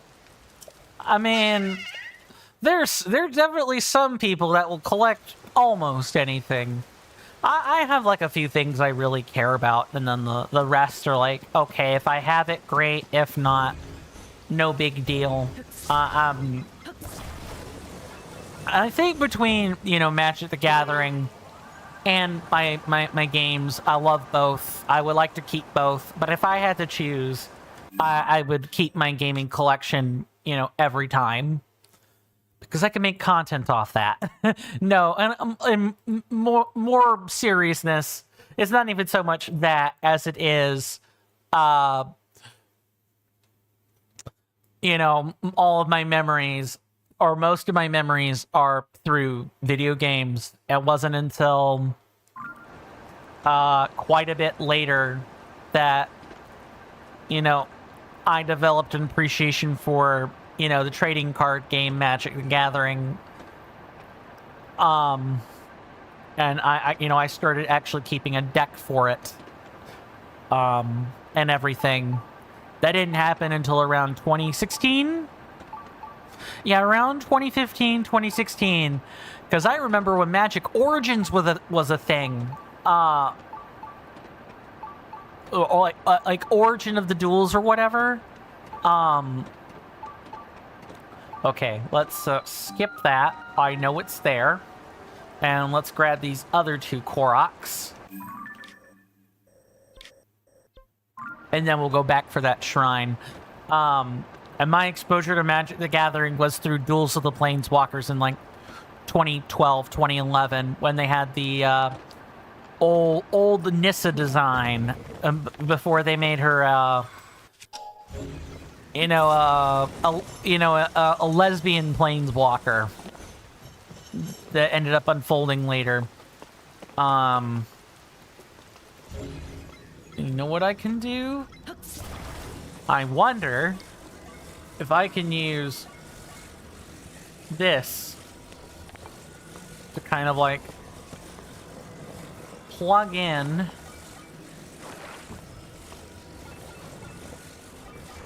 I want it to push maybe this way. Let's see. No, that's not gonna work. I need the bigger weight. Mr. Jason says, I apologize for missing so many strings of messages in a row. I'm trying to complete my thoughts in a timely manner. Mr. Jason says, sometimes I wonder what those eBay sellers do. Probably see what the listings are on eBay, and they don't do a quality assurance, or like a rarity check. They don't do their homework. Or do you want to know? Maybe not, Mr. Jason. On eBay, you see Nintendo Switch docks, and more often than not, they're selling it, and the backplate is missing. You have to physically take the backplate off, so I don't know what those sellers are doing. Probably trying to scam someone, if I'm being honest. I mean, you don't tamper with the hardware unless you intend to sell them something like that. I mean, it's also possible it's like used goods, but even then, it's really just way more likely that it's a scam. Because as you said, you have to have the mindset to physically unscrew the back plate. And you usually don't do that unless you intend to do something nefarious. Or, you're trying to modify your own console and gave up halfway. Like, that would be about the only thing I could see. Because you don't want to assume everyone's an outright scammer until you see the evidence for yourself. That's like a big thing. But my hunch tells me probably a scam. I'm going to keep my mind open, but it's probably a scam. I guess a more recent adventure I can talk about, while we're in the midst of collecting shrines. This is like a complete tone shift. But there's this gas station near my house. And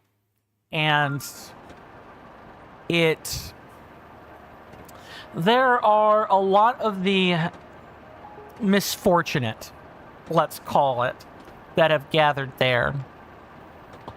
One of those misfortune people, down on their luck, struggling to get by, approached me at a gas station and asked for a lighter and a sandwich, or like food.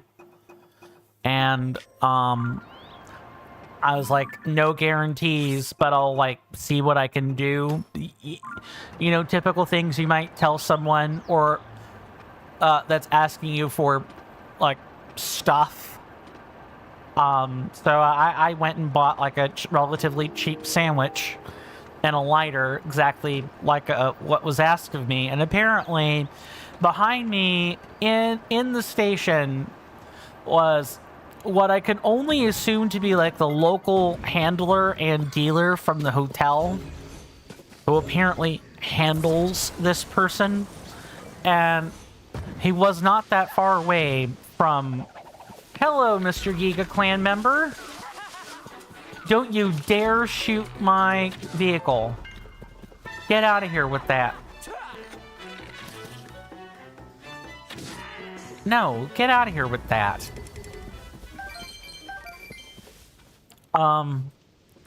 That made me very scared. It actually was on my way back from the client job, the most recent client job. You hear that off in the distance, my senators and inductees? That is an ad storm. In about 5 minutes, it'll blow over us, and then we can get right back to the gaming. Thanks. Ah, well, my fine friend, that is the call for the second commercial break. Before I do that, however... Oh, there's just a fairy light literally right here. Is it about to rain? Oh my god! Why is it raining? Why? Anyway, I'm gonna finish my thought really quick. I was really close to getting beaten that day. I got very scared. And, you know, the big thing was is it wasn't even the person I sized up, right? It was, it wasn't her. It was someone else I didn't know about. Okay, that is not how you obtain that particular, light. It's gotta be over here. And it's got... The weather's gotta be different between loading zones. That's gotta be what it is. How do I get this? I'm gonna have to look that up, probably. My goodness. Anyway, enough about depressing or scary subject matter. This is the second commercial break. And of course, you guys being here is enough.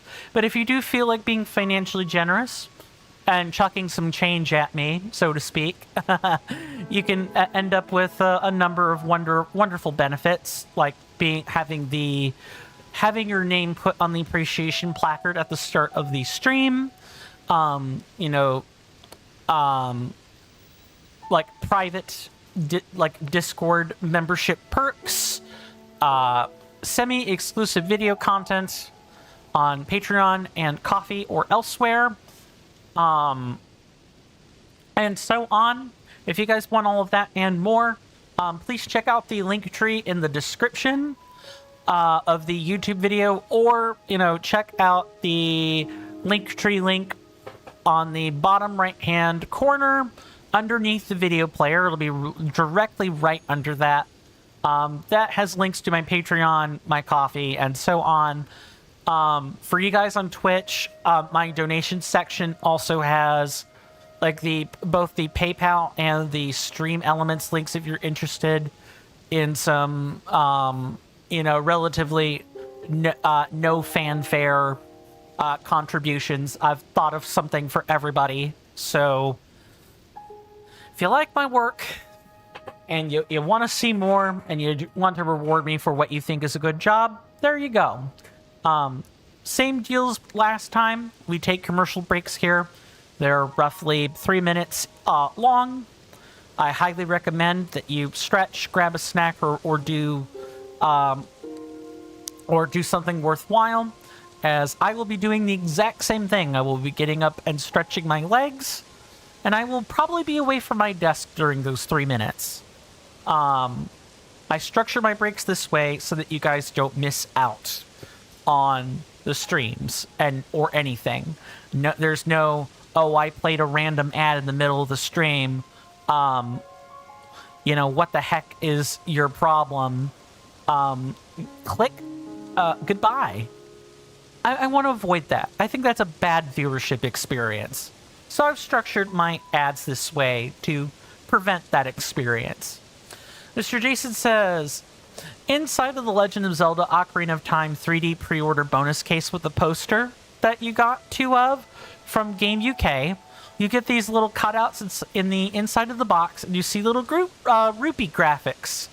Nice. Also, Mr. Coin, one of those pre-order bonus cases that you got for free, sold for $59.99 on the 27th of August, 2025. The pre-order bonus cases. Oh, right. This is associated with the same thing. £59. Yeah, it's like 75 bucks, roughly. 75 or 80 bucks, something like that. That's not cheap. But I'm sure it's going to be worth a nice resale value to someone, if and you so choose. I will see you guys after the commercial break. Thank you.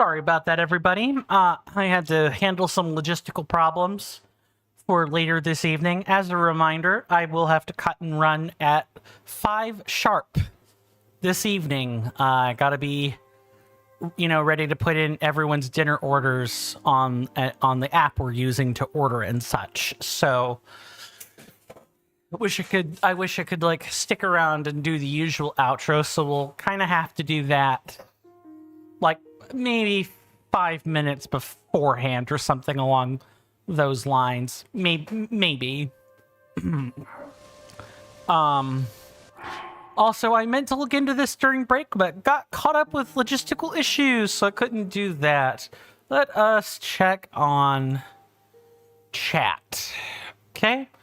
Nothing here, and nothing has changed since looking at either of them. Alright, let me try and, like... I think what I have to do is literally paraglide. Yeah, I have to like glide into it and then hopefully interact with it then. Are we serious right now? Stop that. Thank you, Mr. Jason. Much appreciated. Mr. Jason says in Pokemon Go, you can buy the Pokemon Go Plus, plus the device, and linking it to the game allows you to get a nightcap Snorlax. You call that the $49.99 Snorlax? Oh, because it costs that much to get the Pokemon Go Plus? Okay, let me see if I can't. No, there's... Yeah, you normally have to, like... Oh, you know what I can do? That's why they give us these rocks, probably. I kept thinking what my issue with this was.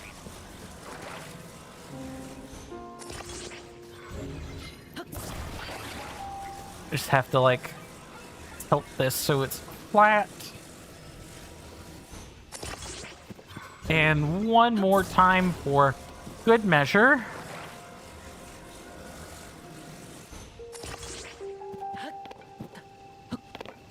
Come on, Link, get up there. Huh. I feel like what it wants me to do is actually chop a tree. Yeah, we're gonna have to do that. You had to build something to get this Korok, Mr. Coin. I'm coming to the same bloody conclusion. It's fine. I just hope it's one of those I can, Okay, let me try to do it like this.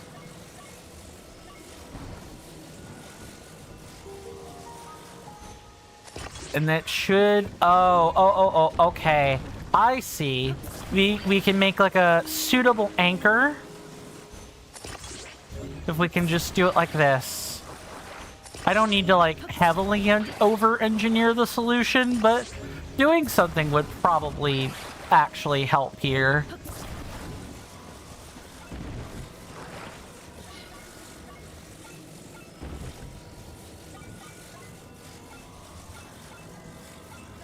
Flip it over this way. Like that. Maybe if you link two trees with a tree, I certainly hope that won't be necessary, but I wouldn't be surprised if you're right. Are you serious? What gives?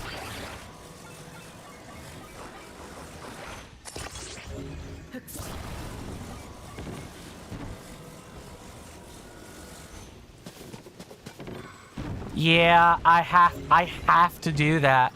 I have to do that. I have no choice. The game wants me to do it this way. And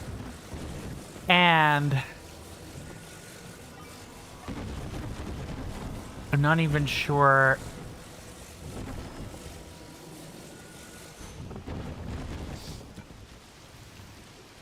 Link 2 trees with a tree.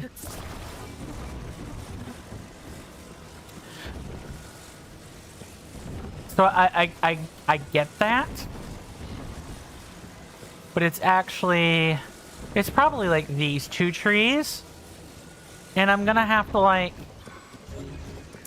ooh, I actually have to saw off 2 trees.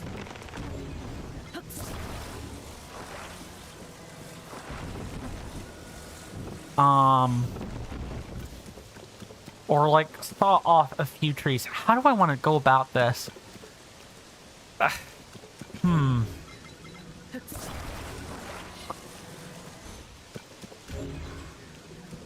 So if I put this on top of a rock, it surely is just going to topple over due to dynamic equilibrium.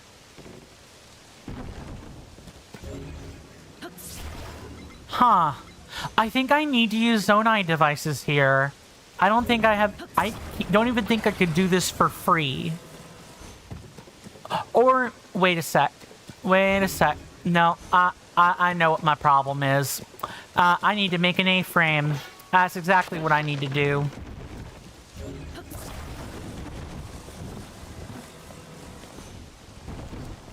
And I need to, like... put this in such a way that... I need to get these rocks out of here.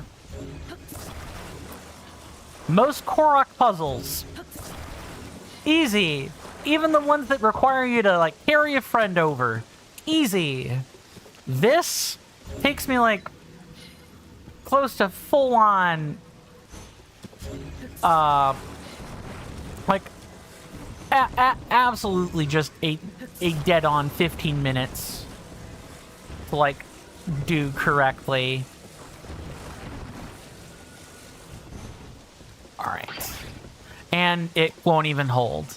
This takes a tremendous amount of effort, huh, Mr. Coin?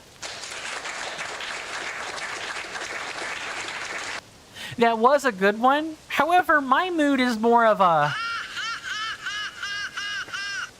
definitely a forced laugh from me at the moment. Hold on.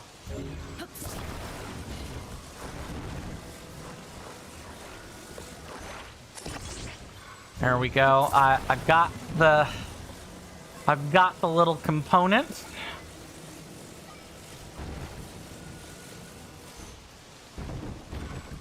And then all I have to do is just stick this in the middle.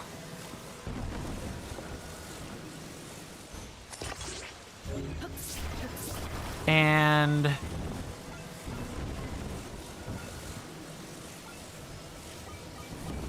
is that correct? I actually don't think it is. It's not square. That's like the huge problem, is it's not flat, or it's not centered. Okay, that's fine. Get off of that. Get off of that. I need this thing to already be standing. It's like a big problem.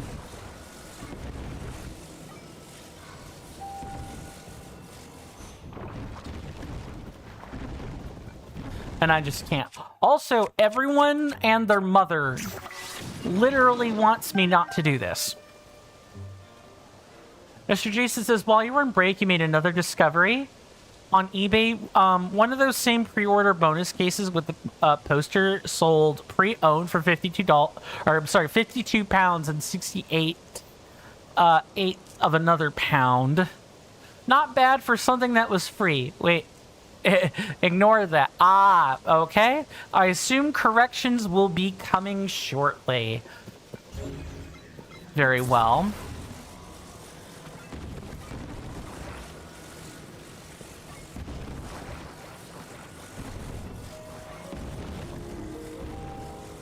Okay, can I get it? If I could just get it to stand, and then I kind of limit the direction it's gonna fall. Yeah, no, absolutely not. I can't. I'll just... It has to kind of go, like, at the top, just like this. There's no way to, like, change this out, maybe. Oh, you know what? Never mind. Got it. Link, you're not trying to push the darn thing. Get on the tree. Literally climb the tree. With that, you get an A for effort.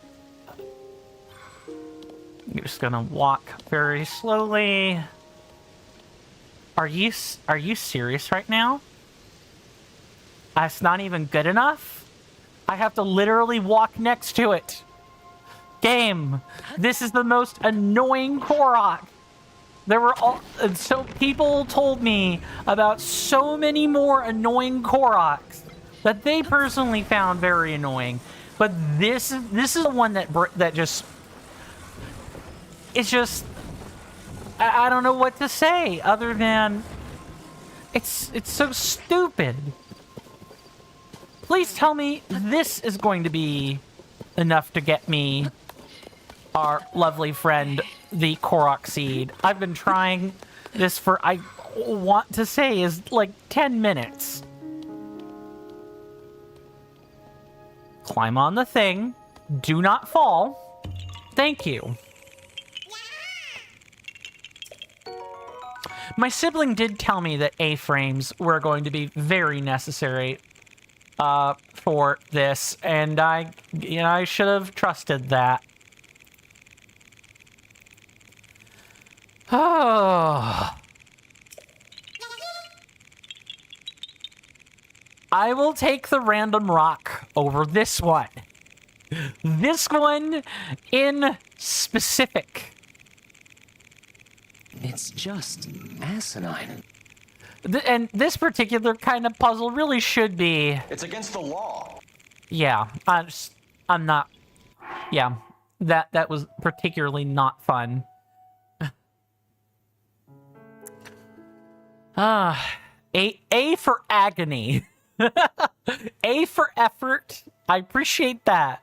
But also A for agony. Just... no.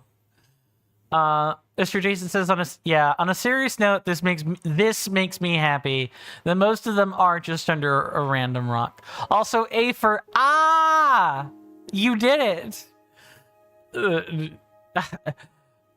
See, that would be the perfect time for the very overrated and sorely overused Wilhelm scream.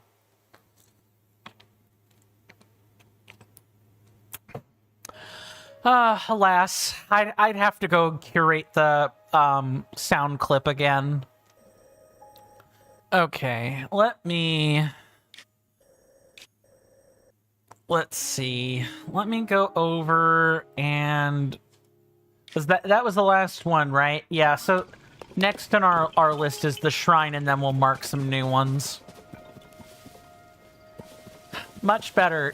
You know what? I don't even care. I don't even care how hard the shrine is. I don't even care how hard the shrine is. That's good. This is gonna be that's way better. That's gonna be way better than the A-frame required Korok seed. Mr. Jason, since you had to build something to get this, you know, did you end up having to A-frame it like yours truly, or did you pull out a Zonai device to make things easy on yourself? Nope. No A-frame required, huh? That's good. I imagine you probably stacked stabilizers and or hovering stone to get what you needed out of that. I want whatever this... Really? No, I do not want that. Run really far away from that. You just found a wooden platform, lifted it up, placed it back down, and used recall. Yeah, it is a relatively flat surface. Yeah, that's a good approach. I think that there really were quite a few different ways to do that one. And I went for the really hard, probably kind of intended solution for that. Did we invite a dentist or something? Work smarter, not harder. Exactly. Something that I should really take to heart myself in a game like this.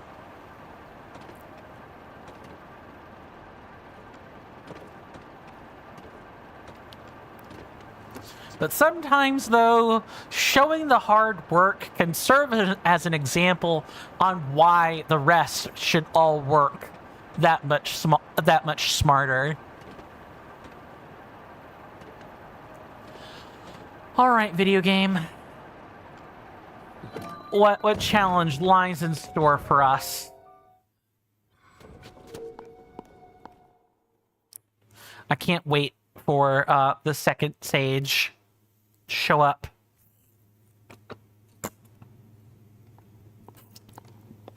But that's going to be quite a few episodes from now. Oh, hello. Shining in darkness. Oh, Mr. Coin, what's up, Mr. Jason?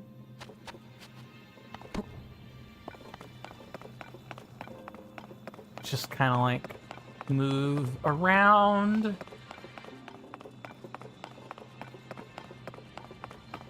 I know I could put this on a shield, but I don't know what it's going to ask of that light yet. If I go in and use it on a shield, I might regret that.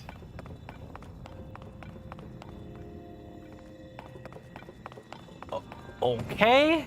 There's gotta be something. I can't pull out Zonai devices. Oh, well, actually, I wonder if I kind of can. I can't. I have to do it the intended way. So my options are fuse it to a shield or don't.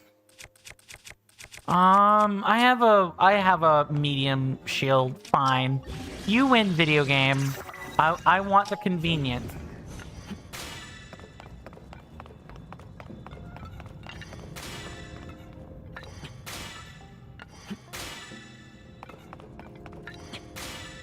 I actually think I made this worse. Mr. Jason says, in the aforementioned Hyrule Warriors Age of Calamity, or Imprisonment, I'm sorry, you get a playable Korok. I did, in fact, make this worse for myself. Okay. I have to not do that. Wouldn't it be funny if you earned them immediately if your console scans your games and sees that you found all the Korok seeds in Breath of the Wild and Tears of the Kingdom? I would truly be overjoyed at that, because I would hate whatever real condition would be required for such a character normally. That would be nice.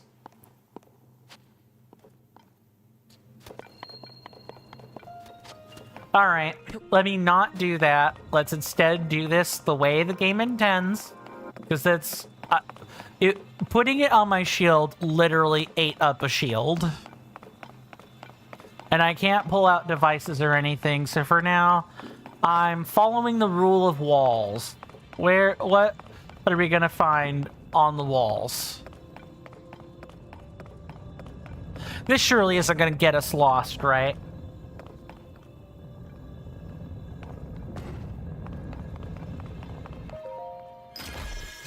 Also, I don't think there's going to be one treasure chest in here. I think there are going to be more.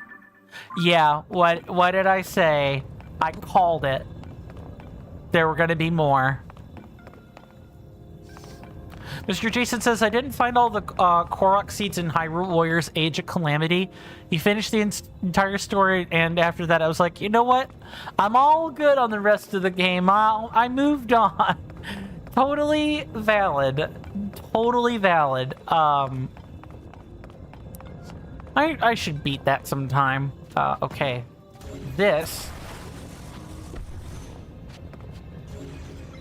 Here's a new chest. This shrine requires a key, if I remember right. Yes. Okay. So we have the key. And if I stand this up like so, I can put this on, let's say, the center here, and I can carry this around, and it can double as like protection if I really need it. The Age of Calamity did have 175 Korok seeds. You did, however, find them all across the story, though. I see. Yep, there's more. All right.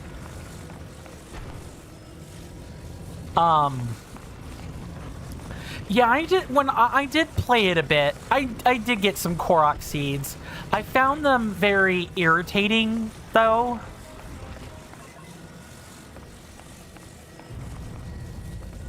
I don't know what that triggered. Oh, it's a literal sliding trap. What?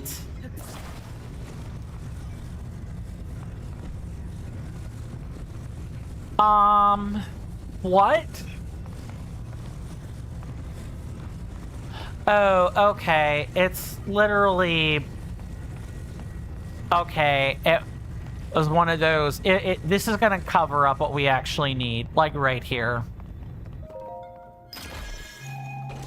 I would like for there to be no more chests, please. 3 is Damn it, game.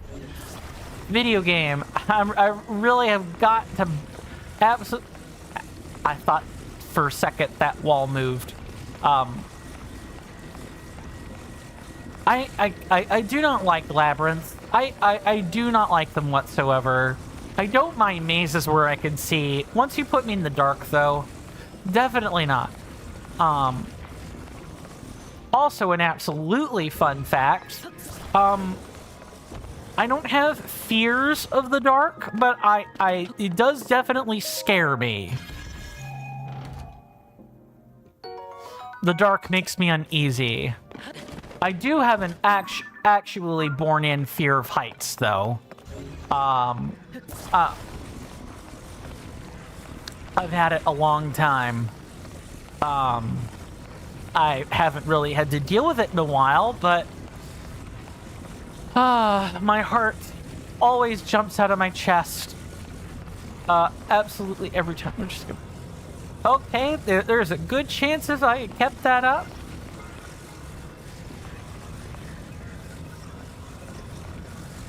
Okay, cool. Oh, we already got this. Dang it.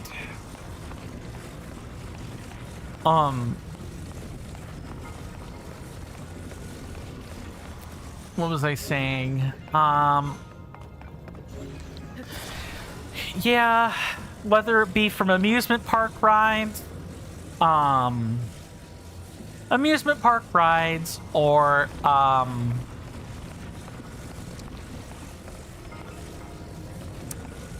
you know, sheer cliffs. It's usually the park rides that are worse. Off sheer cliffs, you know, I can admire the view just fine. Just don't put me over a cliff and I'll be fine. Mr. Jason says I currently suffer from PKSD, post-Korok stress disorder.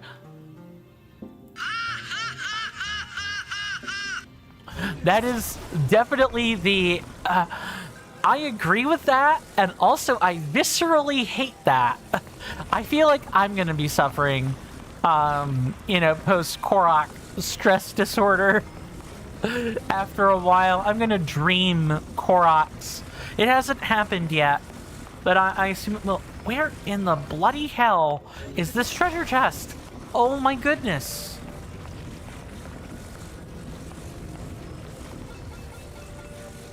Okay, I'm definitely sufficiently lost. I'm gonna have to lock in a second while I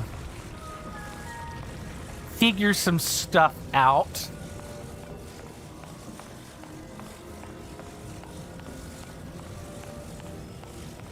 Okay, good there.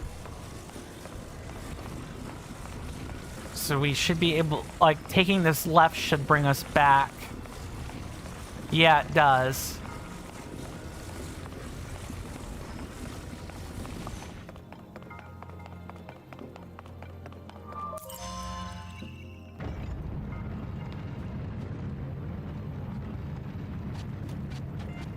Do. Oh, it didn't even make that sound. Okay. We've gotta find this treasure chest. I would feel bad if I didn't find it.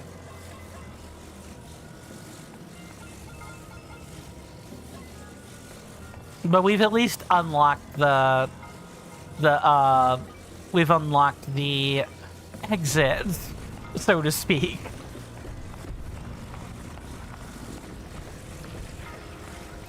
Okay, so we had that series of chests over there. We had this left-hand turn. We have this right-hand turn. And then we had a right-hand turn. Okay, so this is like a square. This is a square. Okay. So let's go back this way and take this right.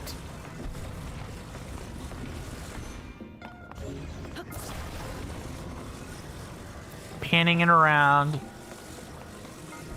We got the laser sights. We've got...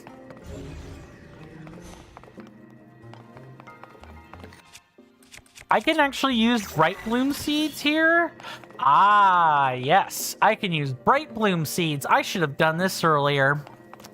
That'll make things significantly easier. All right, let's go map out this labyrinth. I can't even believe I didn't think of this. I guess it's a bit like cheating. It's a bit like cheating, but quite honestly, I want to be able to see, gosh darn it. It's got to be up here.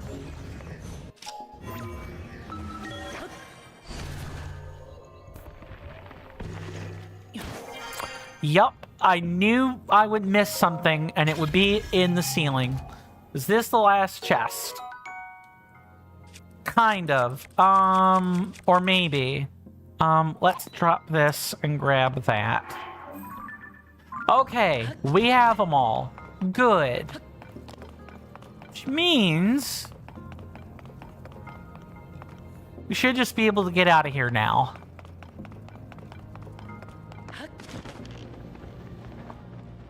Not with directional navigation like that.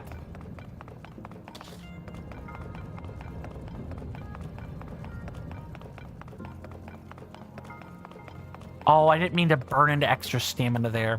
That's my bad. All right, down a few bright bloom seeds later, and we can get out of here now. Yay! I should have just done that from the start, if I'm being honest. I wanted to do it legitimately, and I think I did see everything legitimately. I just didn't look up. You know, classic streamer problem, not looking up, right?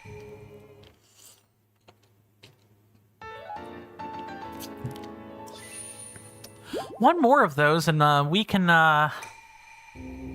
this should get us a second row of hearts. All right, did we overcount?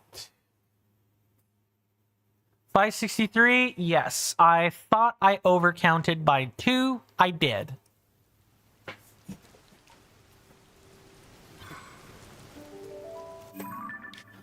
Yay!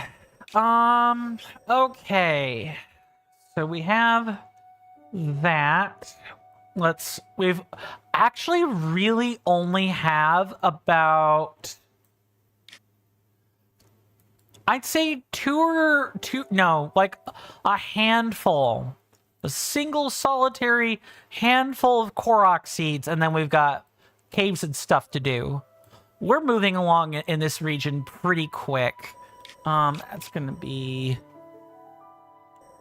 It's like right off of the Elma Knolls. Yeah, it's like directly off from this, and...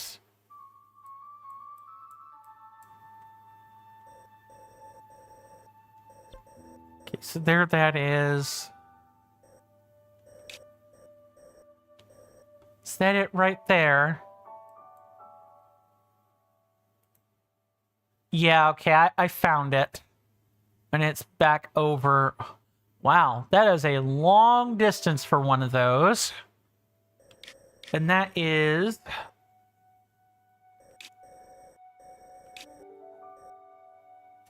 like way up there, I think. Mr. Jason says, speaking of weird things, Mr. Coin, back when Animal Crossing New Horizons released, when we got thrown straight into Bunny Day, the balloons were so frequent before they nerfed them with an update that I swear I could hear the whoosh sound when you turn off the game. No doubt. For me, that sound effect is always the Dark Souls screams. Almost always. I've played the Dark Souls games so much that... Oh, that's like wrong. This is like back over here. I've played like the Dark Souls series and like Elden Ring so much that I just... There are certain screams I can imagine in my head with my eyes closed, and they're as crisp as when I played the games. Or like the sound effect for there's this one right here. The sound effect for like the lights of grace or holy magic in general has like a distinctive chime that's hard to forget. Hey, that's another Korok friend. Tell me where the real one to find is. Of course it's over across the way. Here. And the last one. Yep, that's actually I'm about to mark off the last one literally right now. That's like over here at what I presume to be a cave. Bingo. Let's make our little vehicle, and we're gonna take that and grab the treasure chest and do a few other things, and then we can start with those cave systems. No, I don't need to do that. One bright bloom seed and two bright bloom seeds. Mr. Jason says, by the way, Mr. Coin, you were looking on eBay recently, and you saw that a pre-owned Pokemon Ultra Sun and Ultra Moon Dual Fan Edition sold for £299.99 back in July. I know for a fact that you happen to have a sealed one. You didn't say that, you didn't mention the part about looking on eBay recently, or that specific edition of Ultra Sun or Ultra Moon. That I think you have talked about Pokemon Ultra Sun and Ultra Moon before. That's the part I know for sure. The rest, not quite so much. That's new information. Okay, where do we... We're getting all turnt. Let's get less turnt.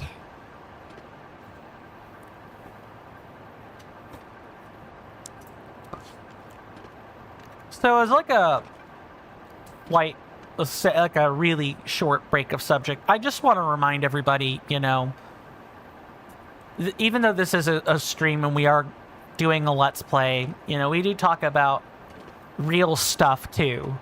If you have things that are bothering you about the state of the world and everything, you're more than welcome to talk about them in here. Maybe with the exception of the six-pointed star and the moon and crescent. Maybe don't talk about that in here. And that is like just due to some laws that were passed and everything. So don't mention that. Everything else, fair game. Insofar as I know. Mr. Jason says 299 99 pounds for what you believe is a 84.99 product. Since it's the dual fan edition, I'm gonna presume that it contains both games. Mr. Jason, is that correct? Or is there something else to it?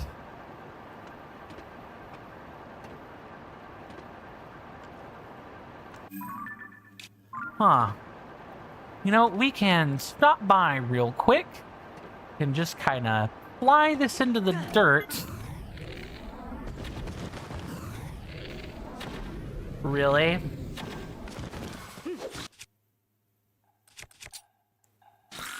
Free solid. Bye. Hello, Calissa. Even if it looks weak, a monster's still a monster. You've always got to stay on your guard. Look at you, swooping to save me in the nick of time all over again. Here, take this as thanks for helping me. I'm sure you'll like it. I mean, it's food. Mr. Jason says, yeah, both games, a steelbook case, and a code for 100 Pokeballs. Wow. That is a huge amount of stuff. That is that should definitely be worth more than 84 pounds. Alundra 1998, Wednesday 23rd, August 2017. I'm happy that the Pokemon Ultra Sun and Ultra Moon Dual Fan Edition is $20 cheaper than overpriced game. That's Mr. Jason.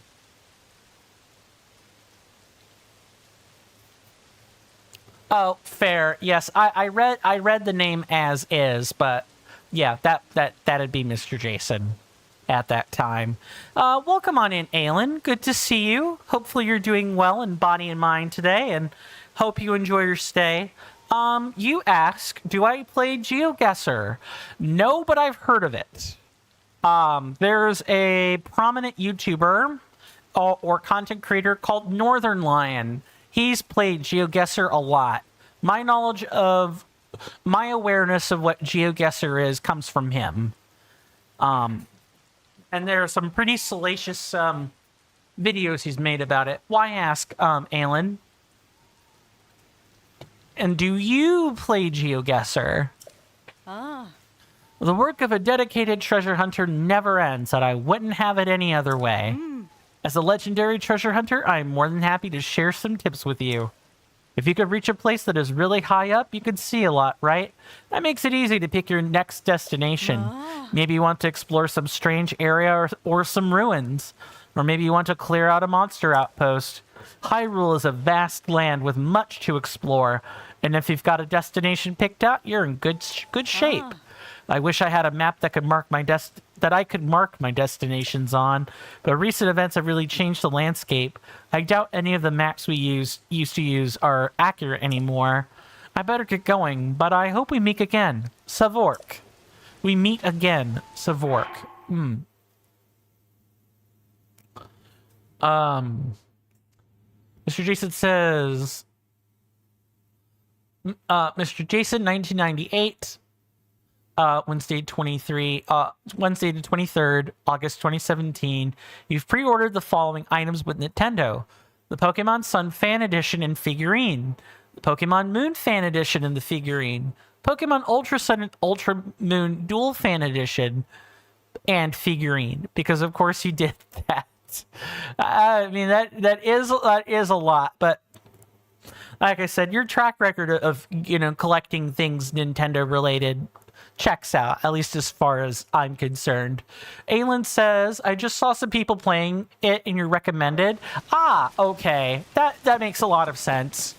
And Aylin says, yes, I suck at it. I do too. I, the filthy American, have issues with GeoGuessr, but in my defense, what I'll say is I was a STEM major. My line of work wasn't going to much care about, geography or history.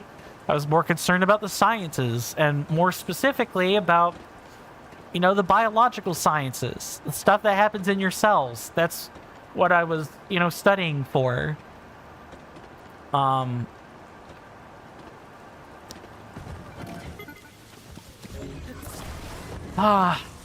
That part of my life is just dead to me, and that's such a shame. If you guys pursue, higher education through college and stuff, don't do yourselves a favor and don't let that part of your life, be dead to you. Make sure it's actually useful.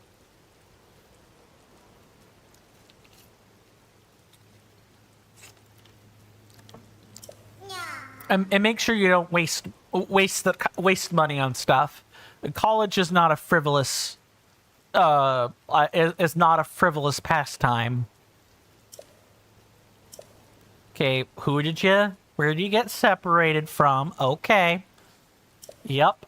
That's Hall Mr. Korok on up. I'm really actually quite surprised that they gave us a stick and like a platform. Are they giving us wheels? Nah. They ain't doing that. It's just sticks. It's just steering sticks and plates. Aylin says, but I'm not as stupid at geography that's in street interviews. That's fair. You know where Iran is on the map. I know about where it is too. I know where Egypt is. I know where Israel is. I know where Italy or Russia is. I know a handful of countries. Mostly the thing that I'm not super familiar with is like U.S. states. I know, me, a U.S. citizen, less than familiar with 50 states. I can point to them roughly on a map, but couldn't really tell you super important things about them.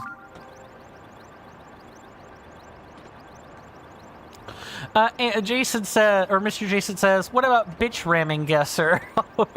Aylin would be brilliant at that. I don't know about that. It's just screenshots of bitches being rammed, and you have to guess what game it's happening in. Oh, you know what? Here's a bit of context. Aylin, how familiar are you with Elden Ring? Or like that line of games? Aylin says, I know Hyrule Guesser is a thing. I'm not surprised. With a map like this, it actually is big enough that people wouldn't probably know where some things on it are. Aylin says, not very. Okay. Well, exploding the enemies with bombs is not really something that happens in Elden Ring. The most ramming you could probably do in a game like that, from my knowledge of Elden Ring anyway, is cast like large fire spells. So I was mostly just curious if like the Elden Ring sucks then.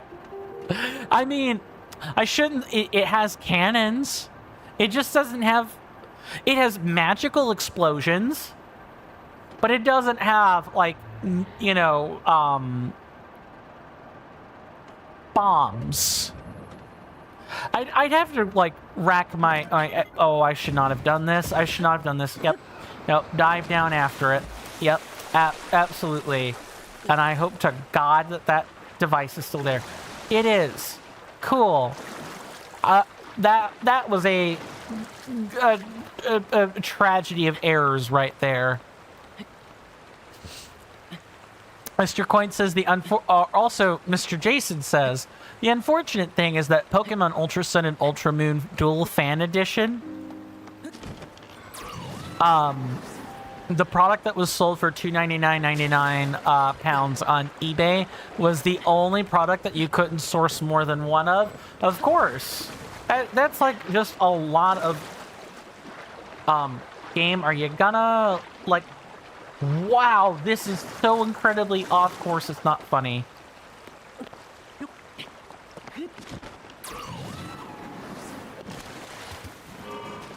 Yeah, let me control this. Holy hell. I thought that is like incredibly off course. Wow, that needs a correct. I'm lucky I could correct that. That's just very expensive. I could definitely see why that was hard to source more than one of, Mr. Jason. Alan says, speaking of, any bitches rammed? No, but there is a Hinox nearby that I could kill with an explosion. Will that be sufficient? Or do the stakes need to be higher than that? Just so I understand what qualifies and what doesn't. Ram it. You got it.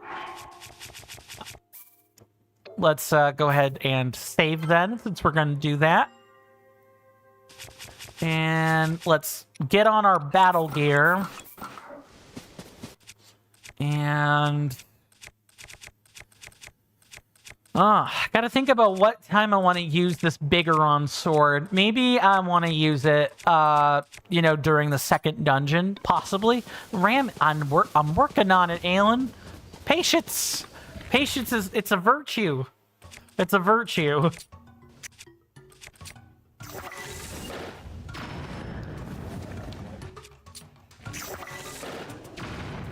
And one more time for the masses.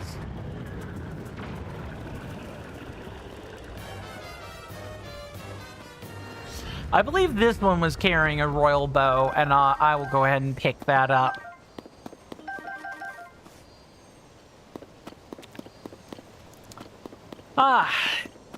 Death by explosion. Mr. Jason says, and yet I got two of the 99 pound Pokemon Sword and Pokemon Shield dual pack. Two of the 99.99 Pokemon Brilliant Diamond and Shining Pearl dual pack, and the 99 Pokemon, the 99 pound, those are all in pounds.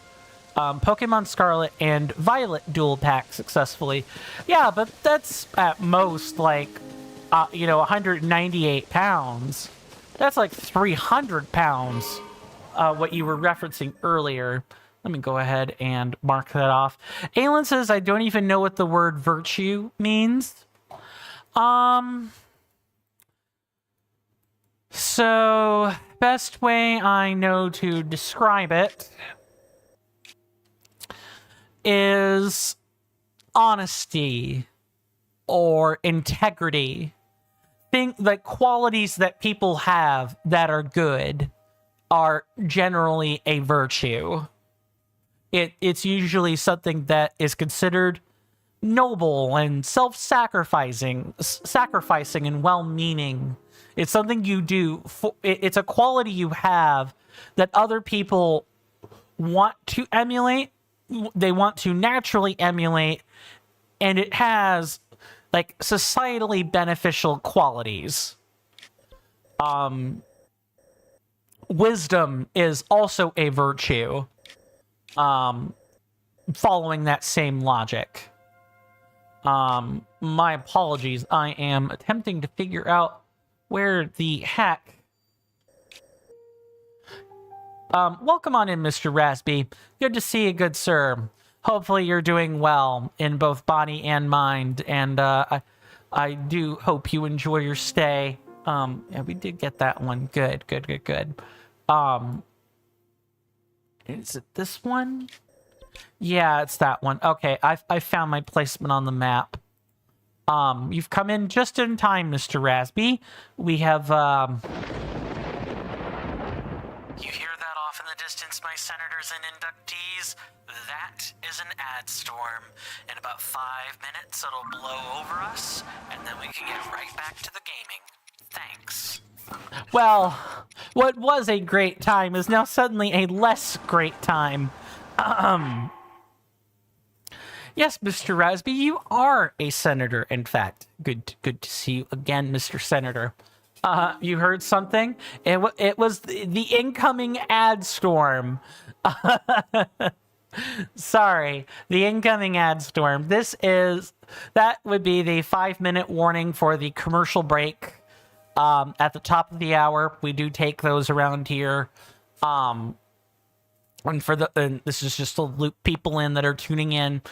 At the top of the hour, a timer will be in the upper left-hand corner of the screen. It lasts for 3 minutes. When that timer hits 0, the commercial break will be over, and we will be back to gaming in no time. The commercial break goes by faster than you think. Promise. I highly recommend getting up, stretching, grabbing snacks, or doing whatever you want, really. I'm nobody's parent. Because I certainly am going to get up and stretch and move around. Because sitting like this for multiple hours is not good for one's health. So the stretch breaks are to mitigate that for me. So, in other words,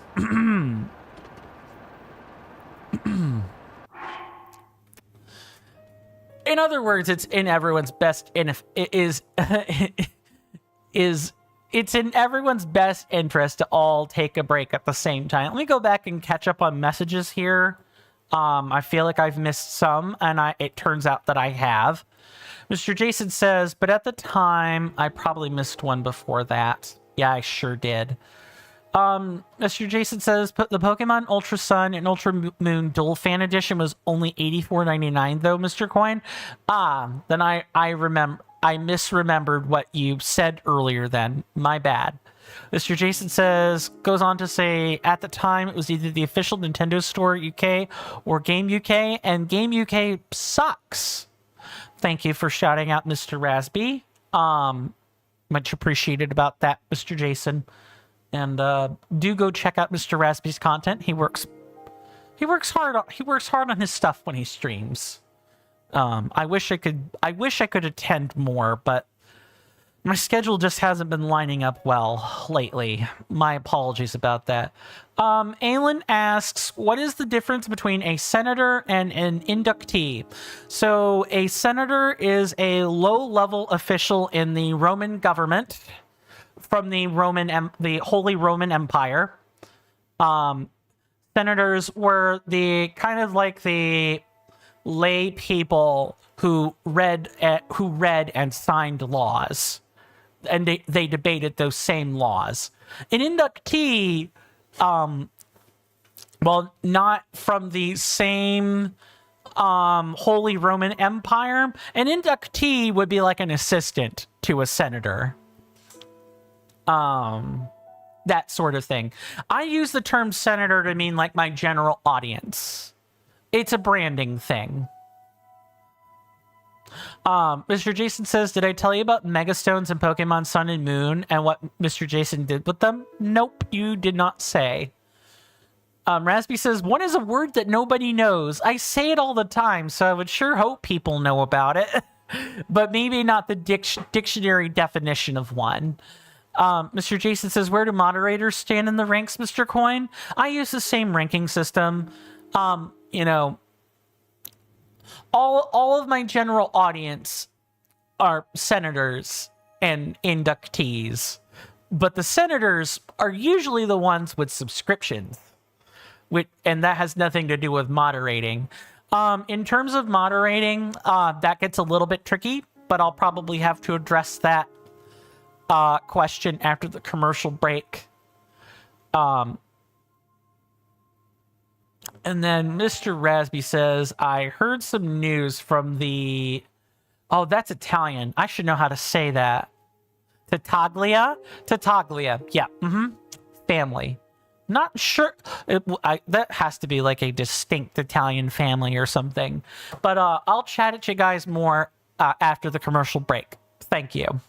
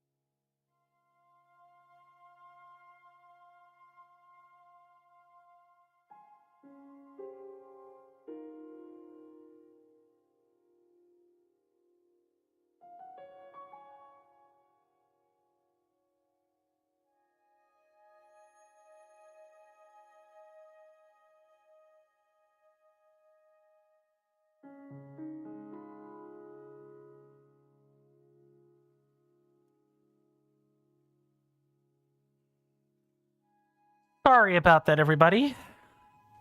I had a complication with trying to initiate a dinner order. We're having Taco Bell tonight at the house, and I'm the one with the phone app, so I'm the one that has to punch in the order.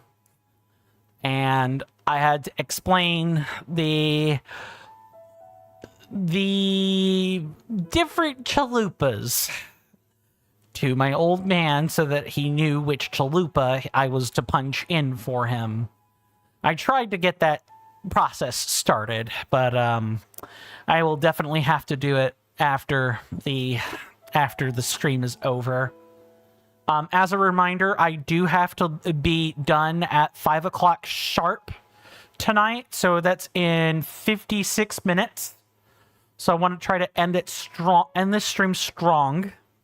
And ideally, I'd like to get done with the Koroks as well. So let me read messages and then I will get to work. Let's see. Anything on YouTube? No, I didn't think so, but I had to look. Raspy says that G is silent, so the Tatalia family. I guess it might be a bit errant to say that it's silent, but I'm an American, and to us, that G is silent. So, sorry, Italians, the G is silent. Raspy says, I made sure Michael is safe. They're planning a hit on you, Godfather. Thanks. Although, I'm the consigliere, so there you go. Mr. Jason says, I was checking to see my Nintendo 3DS Pokemon games to see if they were all equal with mystery gifts. I saw that I had some, that you had missed some limited time Mega Stones in Pokemon Moon where you had redeemed. Oh, you did tell me this. You swapped the. It was a recent story. It didn't quite stick. You just swapped the stuff between boxes and ended up getting all the stones between both games. Makes sense. Raspy says, the Godfather is always busy doing business. That he is. Raspy says, the reference above, you were referring to the beginning of Godfather 1. I see. If you watched any more of The Godfather recently, I know that was something you wanted to do, but I don't know how far along you got in that, Mr. Raspy. Raspy says, I want to end this stream strong.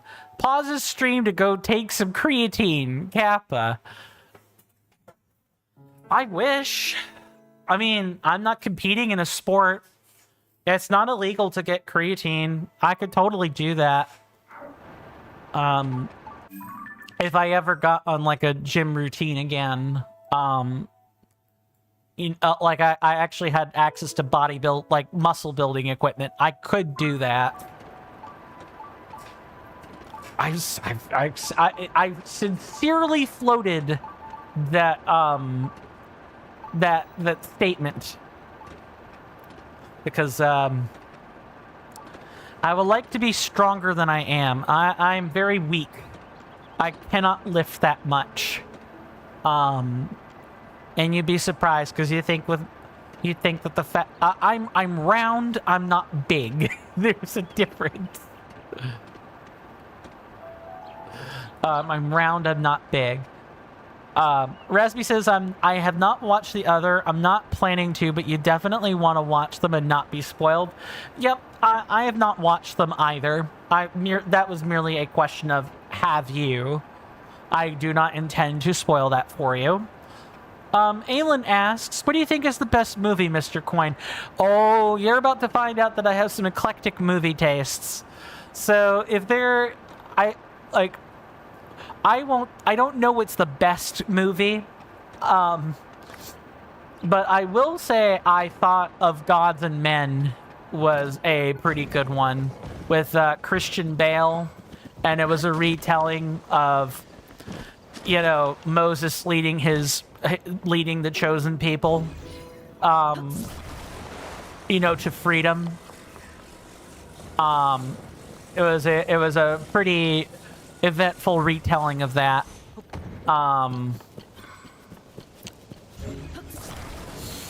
And Christian Bale does good acting work. It's kind of hard not to at least like the man.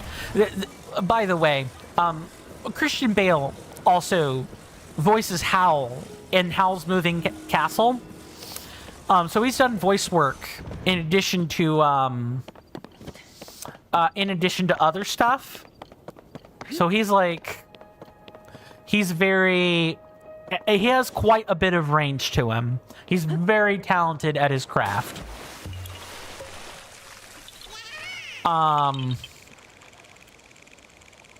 That one I would say is like a good real movie that doesn't have AI voice acting, CGI nightmares, and hyper-political messaging in it. That's what I would say. But as far as what I think the actual best movie probably is, I couldn't tell you. Jason says, I know Aelin would like movies where bitches get rammed. Jason, Mr. Jason, you've got to be careful when you say that. That lacks context. People are gonna think it's weird. Raspy says adjusted knee push-ups are your equipment. Too true. I need to like figure out how I need to sit down and review the calisthenics video again. I need to watch it over because it's been too long since I've seen it. Oh man. Yeah, Aelin's talked about Forrest Gump being one of their favorites. I'm pretty sure I remember that conversation. Yep, that checks out. Raspy says my favorite name, or your favorite movie, is A Silent Voice. Oh. What do you find particularly compelling about the film, if and you don't mind my asking, Mr. Raspy? BRB shortly, Mr. Coin? No problem, Mr. Jason. Take your time. Raspy says, oh no, the Tatalia men are here. Watch out, Pop. Indeed. Also, I need to mark this off the map before I get carried away. And did I... No, we did. We already marked those. Yep, that's right there. Okay. We only have 2 more Koroks. Yeah, exactly 2 of them. And... I thought for sure one of them... Yeah, this one right here is the Korok we're looking for. Won't talk about it? Sorry. No problem, Mr. Raspy. I'm a grown adult. I can go Google. That's totally fine. It might not be... is that an indication that it is entirely not Twitch appropriate? Is that what I should draw from that? Don't get spoiled. Oh, spoilers. It should be a crime. Fair. Aelin says, also temporary BRB for me. No problem. Gonna watch your actual favorite movie. Enjoy. Tom Hanks is certainly an legend. Oh, that's this Korok. We talked to him earlier.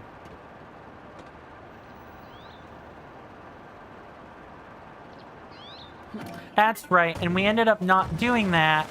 We ended up not doing this particular one because it would take us into territory, and I wasn't entirely sure how I wanted to handle fetching Koroks in unknown territory. Raspy says it's very appropriate. You're just mentally exhausted. That's fair. I guess to, you know, just to kind of talk about movie spoilers a second. Not actual spoilers, but like the concept of spoilers, right?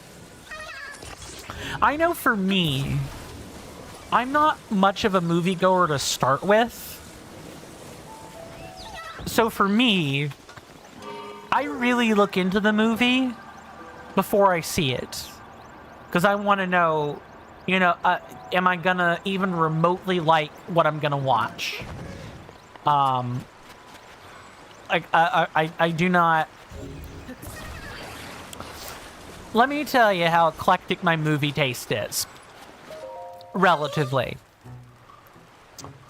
So, the first movie that I watched by myself was a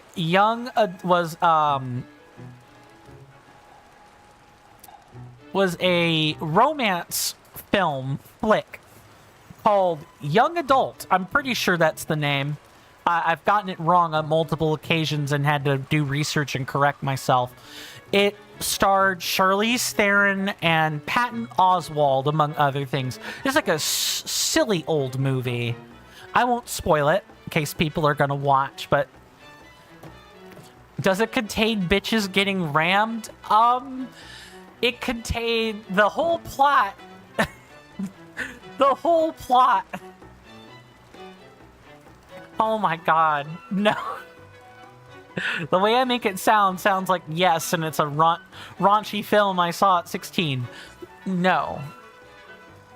So, what it was is it's a plot where the protagonist, played by Charlize Theron,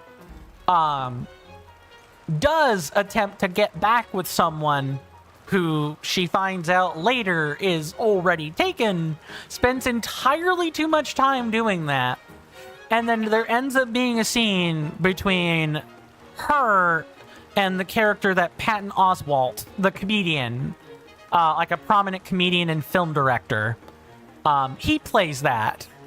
It was like a whole kerfuffle. I don't remember if they did the thing or not. Pretty sure that scene faded to black, because my mom would not have let me see that at the tender age of 16 if it did.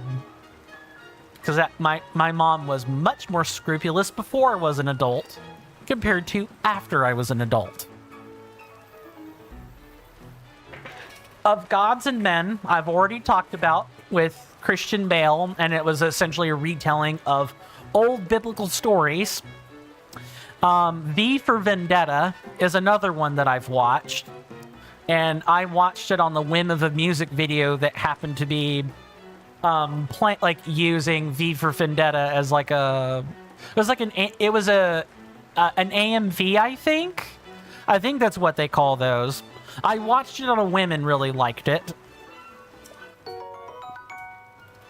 Let me just go ahead and mark those. Bye. What about Simply Vendetta?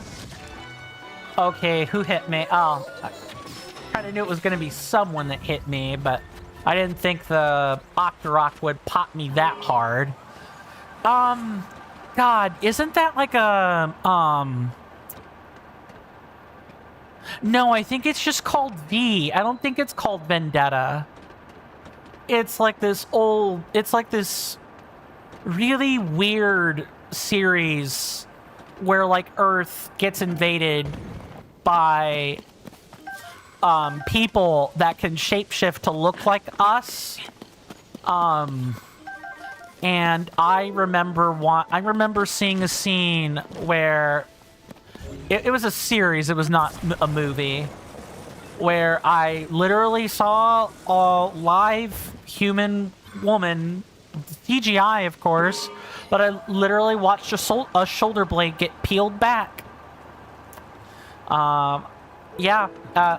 V was crazy.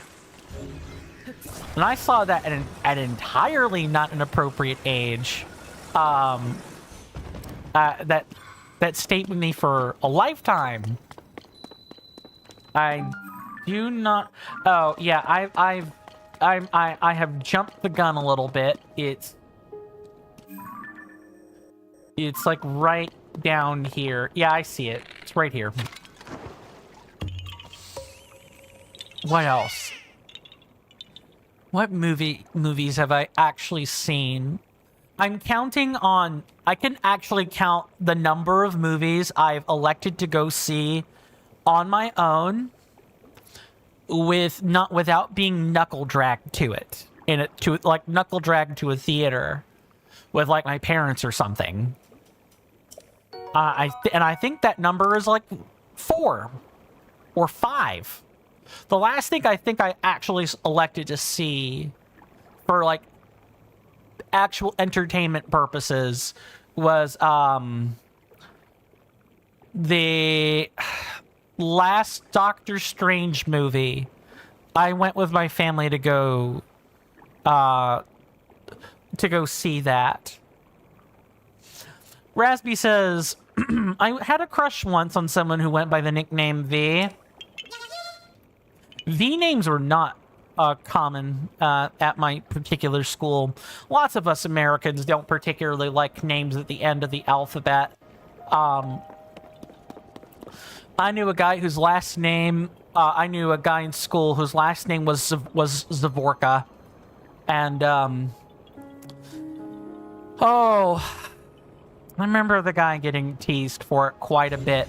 Although only a bit, because he was like over 6'5" in high school. He was super tall. And once you got to know him, people actually got along with him pretty well. It was just the nickname. Fair. Rasby says, everyone gangsta until Zavorka enters the room.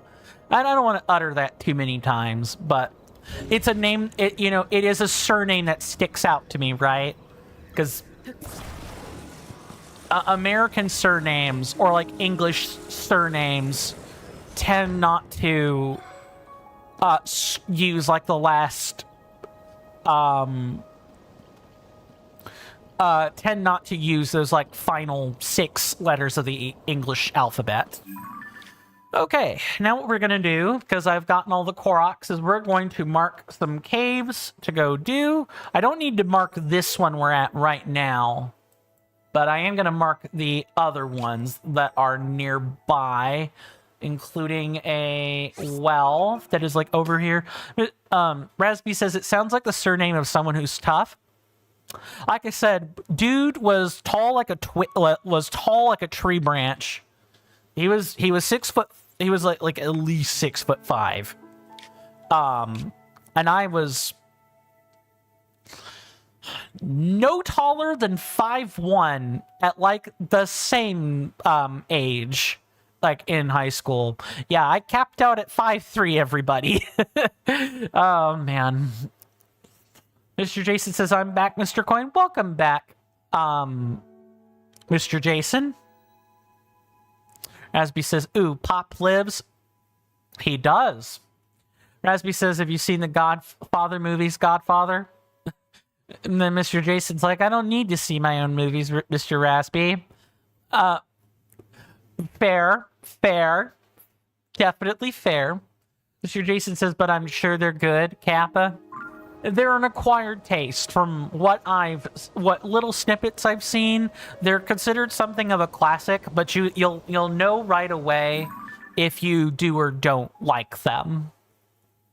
Oh, let me make sure I've got this right. Yeah, of course I didn't. No, actually I did mark it correctly. Okay, good. So then we have like this well kind of like down here that we could go see. Rasby says, I really like the only one I watched. Saw the original of the Look How They Massacred My Boy. Yeah, you get to see where some of the the original memes that spawned from that came from, and that's kind of something irreplaceable, really and truly. I know there are chasms here. I want to save those chasms for the end, because that's quite a bit of jumping around that we're going to be doing. And let's see. Is that... Okay, actually, yeah, that's all of them. All right, let's start with this cave then. Mr. Jason has watched a couple of the James Bond movies, Mr. Coin. I've seen snippets. I generally think Daniel Craig is like the best, Agent 7. But, everyone gets old at some point, and Daniel Craig can't keep that figure up forever. 569 Koroks. Nice, says Mr. Rasby. We like all the nice numbers around here. We already passed 420, so I mean the next one up would be like 669, right? Or 666. Yeah, 666 Koroks. That's definitely a thing that's happening. Let's oh no, let me not step in that. Actually, let's do step in that, because I'm going to demonstrate this for people that are not familiar with Breath of the Wild game engines. These are mud pits. You can sink in them. They're like quicksand. You can die by sinking into the mud pit. Not good. It's stupid hard to do, because once you do it once, you're not likely to want to step into a mud pit again. It can happen. Just take your time, scale the walls, scale the floor, and you'll be just fine. Rasby says if you have two James Adams, they should be able to form a James Bond. That was a pretty good one. Rasby says a colleague once did an internet speed test and got 666.69 megabytes per second. That's really good speed. That is supremely good speed. Wow.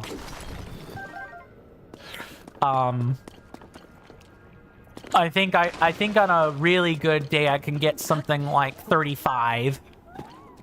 I usually don't get that high though. Oh, did I? Please tell me I took pictures of these. I did.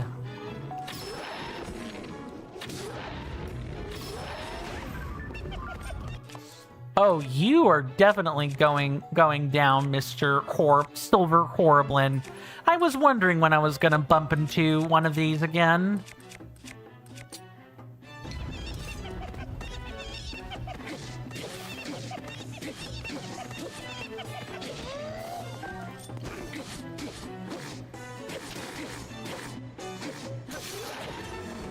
Bye.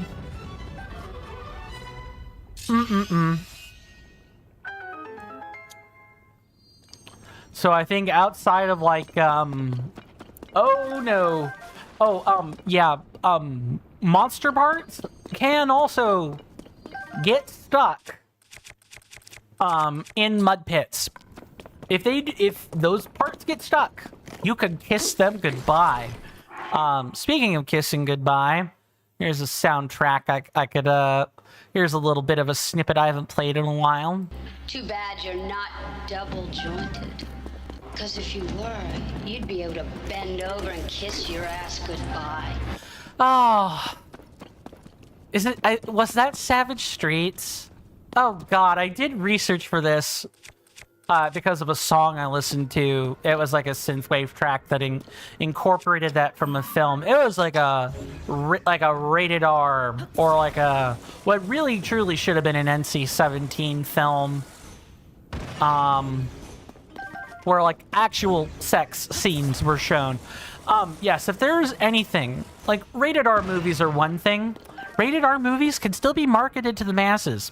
You really want to see a film be given the kiss of death?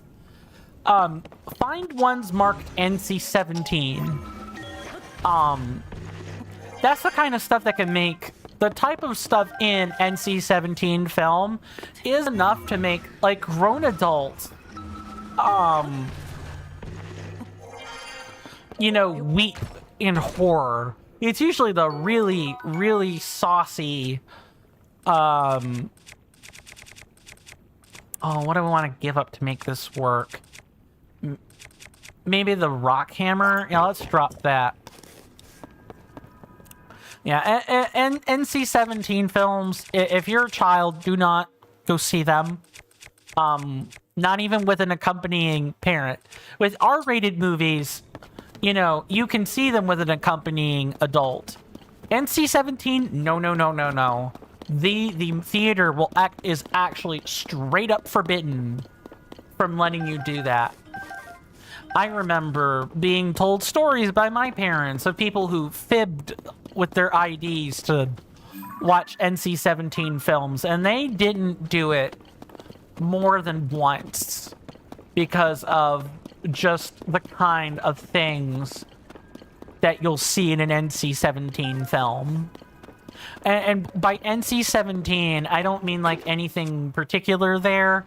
That's the rating given to movies of a particular bent or a particular type. Even though it's supposed to be less than an R rating, it has become associated with being more than the R rating on film. Welcome back, Alan. I trust everything went smoothly. You've come back in at a good time. We are, finishing up. We already finished up the Korok seeds, and now we're working on caves. You're walking the dog? Ooh. Was the walk good? Did you enjoy it? Or did the dog seem to enjoy it? I know my dogs usually enjoy being taken on walks. They're not taken nearly often enough. Hello, Mr. Like. How about... Oh, no, I don't... No. I don't want to explode that one.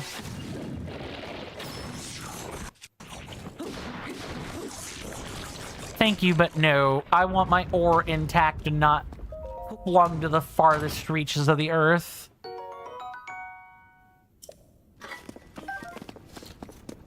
Alan says, I mean, yeah, it's nice where you are right now, and she always loves them. Oh, that's cool. That's awesome. I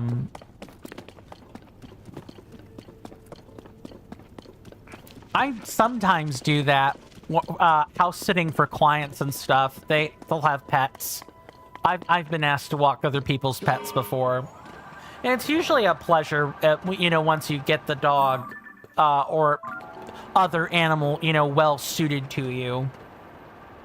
Hello. I didn't spot you two earlier. What's this? Oh, it's you two. I've almost figured it out. It's not cool. It's like 80 degrees right now. Oh, by cool, I don't mean temperature cool. I mean like that's nice. Cool and nice are kind of like they're synonymous with each other. They're used interchangeably. But I should have used the word nice. My bad. Did not mean to confuse. Oh. My goodness, I gotta be careful. Oh, you were making a joke. Fair enough. Fair enough. I think we would call that, a double entendre. When a word can simultaneously mean two things in a sentence. It's the kind of thing that's contained in certain rap lyrics, and I won't mention which lyrics those are. Mostly to avoid invoking a man's name. Mr. Jason says, I'm so glad we have Pokemon on modern systems now.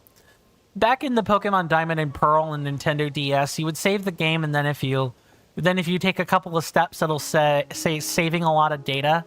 I do not miss those days. Oh, but I mean, yeah, that's certainly true. I didn't really bump into that with Pokemon Ruby.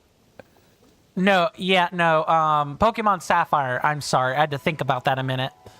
I didn't bump into that on the Game Boy Advance. Mostly because stuff was saved differently. The DS was weird. Was like such a transitionary handheld console. More than anything else.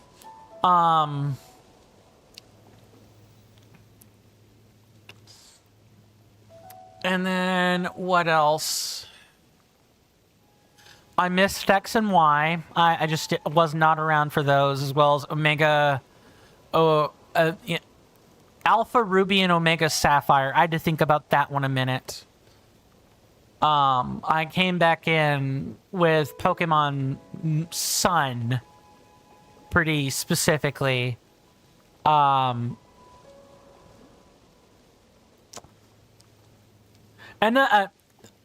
with modern Pokemon games, there's like a lot of auto-loading. or auto-saving. And bumping into that with Pokemon Sun was, less than fun. Alan says, Jason thinking it's ADC. Holy hell, how is he still alive? I mean, you wouldn't be, you'd be dead. But, yeah, we all figured out we meant Fahrenheit here. Mr. Jason says, I just don't use Fahrenheit as there's no need to do so. Right. That's totally reasonable. Celsius is fine for you. When I was in STEM, I didn't like prefer Celsius, but I was more comfortable with that than I am now, where it's kind of like fallen out of use for me. Like, I know that 100 degrees C is still the boiling point for water. Like, I haven't forgotten my basic facts. I know that converting from, you know, Celsius to Kelvin is always a 273 point difference. And that 0 Kelvin is like absolute zero. Like, I'm aware of some basic things, but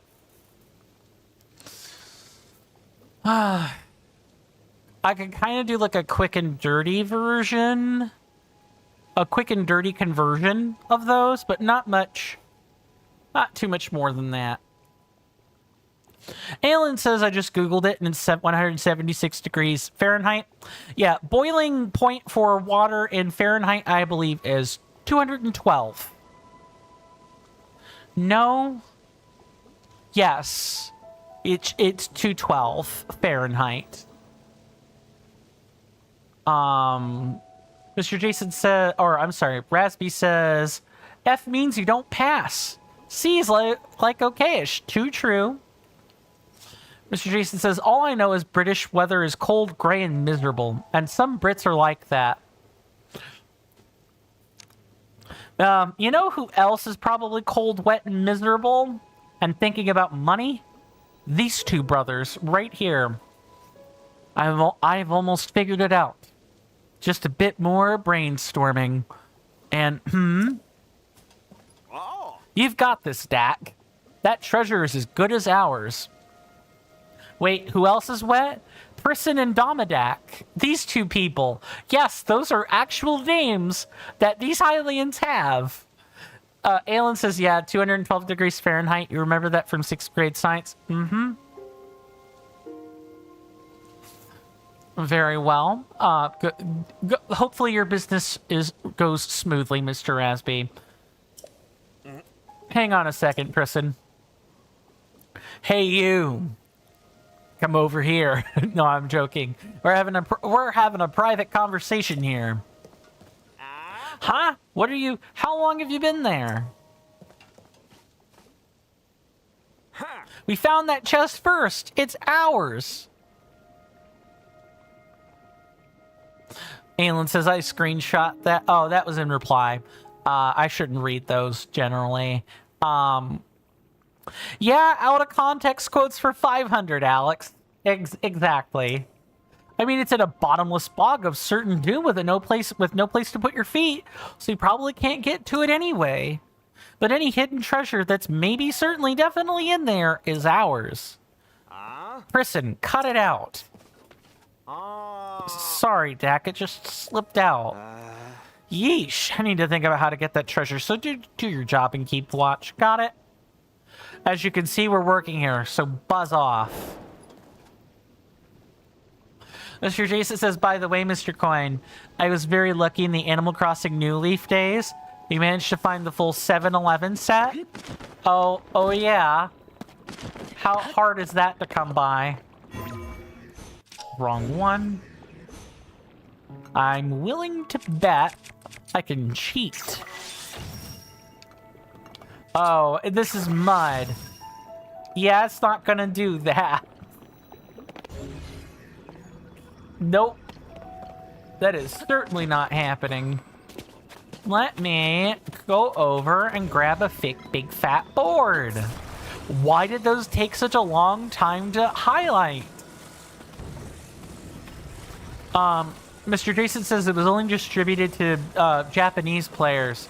Ah. No, get out of that. Get out of that. Get out of that. Really?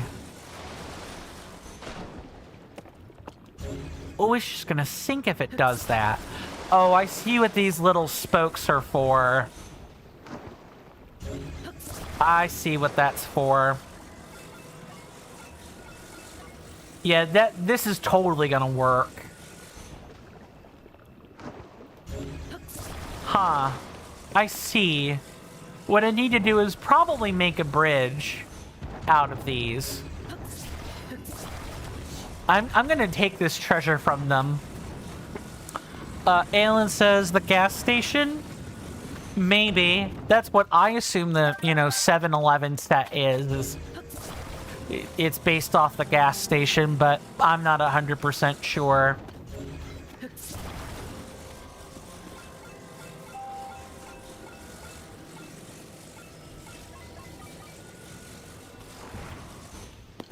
Okay, we have that.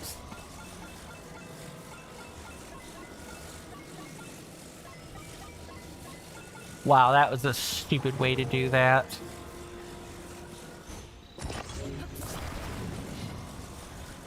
There are like tons of ways to do this, I'm sure, but let's start with like a simple wooden little platform. It should hopefully work. Ah, it is the 7-Eleven. Okay. 7-Eleven food's pretty underrated. I suppose.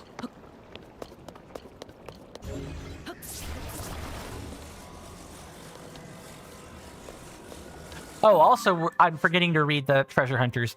Domadak and Prisson are scheming to grab a treasure chest surrounded by a bottomless bog of certain doom. They're struggling and have complained that there's nowhere to put their feet.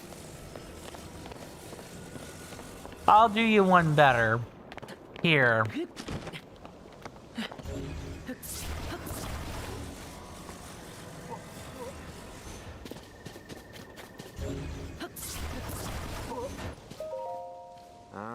I've almost got it. Almost. Maybe we could get the treasure chest if we, huh? Hey, Prisson, where'd the treasure go? The treasure? Oh, that guy took it. What? What? Weren't you keeping watch? I was keeping watch. That guy took it. I was watching him the whole time. You gotta tell me these things. Keeping watch means you have to do more than just watch. Ah, well, can't get them all. No use crying about it. You know what? You're pretty good. Almost as good as us at hunting treasure. Huh? You're a treasure hunter too. Are you also going after Misko's treasure? Prisson, hush. Sorry, just ignore him. Misko's treasure? So much for just the ignore him gambit. There's no way you're also a treasure hunter if you don't know about Misko's treasure, so we can tell you a little. Misko was one of the greatest bandits Hyrule ever saw. And not just a bandit, they were also fashionista. Rumor has it that Misko's renowned clothing collection is hidden somewhere in Hyrule. We think the clothes are hidden in the caves that appeared during the upheaval. Like up ahead in the Elden region. You couldn't really explore back when Death Mountain was erupting. But now everything's cooled down and the place is all rocky and rugged. There are probably tons of secret caves perfect for hiding treasure. Prisson, what are you doing? He's excited, Domadak. Leave him alone. Oops, definitely forget he said anything. I didn't even open the chest. I was gonna put it in front of them for them to open. They weren't interested. Yeah, gas station food can be pretty good. Over near me is like a Quick Trip. There's also like a Parker's Kitchen, which is like a gas station that specializes in serving hot food. That's like their whole draw, is that they have things like hamburgers and hot dogs and not just stuff rotating on rollers. But most of the nice gas stations near me have like a kitchen. and they make halfway decent food. Thing is, there's certain things I don't get, because I know that even though they're gloved up, right? Like, it's nothing to do with like sanitization. Like, you can watch the employees glove up to get your food. It's the, if you're getting something like pizza, which is usually available on like, you know, like hot stove tops and stuff, it's pretty greasy. It sits in its own like liquids for a while on like the shelf and stuff. It just sits there. Yes, it's kept warm, so it's not breeding bacteria or anything, but holy hell is that stuff greasy. I do not get that stuff for that reason. Grease, I used to be okay at consuming greasy things. Oh my god, it absolutely shreds my digestive system in no time flat. I just do not. The pizza's got to be like flatbread, like margarita tavern style pizza, and it's got to be not dripping with grease, or I really struggle to eat it. Domadak and Prison were pained to learn the treasure was already taken. They planned to console themselves by searching some caves for Misko's treasure. Famous for both banditry and fashion, Misko hid their collection of clothes all around Hyrule. Well, let's see what we have. I am glad that the game lets me take that. Oh my goodness. That would really suck if I couldn't have had those bomb flowers. That's, 3 more purchases I don't have to make. That's 3 more purchases I don't have to make somewhere else. Alright, let's go into the settlement ruins. Note that we're in a mud pit, so we can in fact die in here. But the game is pretty nice to us and gives us a way to get across.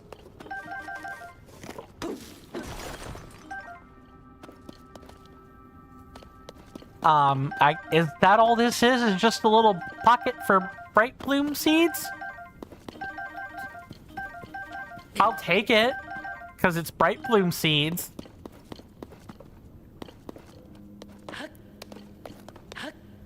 But I wish I had gotten more out of that. We have about 7 minutes before we gotta call it, so I do want to, make sure I've taken the time to say I really do appreciate, you guys being here with me. I really, truly do mean that. I realize that this last month has kind of been shaky. And kind of hard to follow along with. But I really am trying to put my best foot forward. But, I'm an adult. I have a life like anyone else. That doesn't mean you guys don't deserve a consistent stream schedule. But, I have needs. I'm trying to balance that. And sometimes the balance isn't always in my audience's favor. And that always really sucks. And for that, I am truly sorry. I'm always working to try to iron that stuff out so that it doesn't continue to be a problem in the future, or that when the problems do arise, they're so minimal they're so temporary as to be non-problems. Mr. Jason says, let me make sure I haven't missed anything. Mr. Coin, I don't have the complete 7-Eleven set, apparently. I'm missing the 24-hour shop banner, 24-hour shop clock, the donut cushion, hot snack case, shop coffee machine, shop ice cream case, 24-hour shop baskets, and the sushi bench. However, the items that I do have are the rare Nintendo Zone exclusive items. Oh, I'm sure with any luck you'll get there, Mr. Jason. you're a relatively resourceful individual.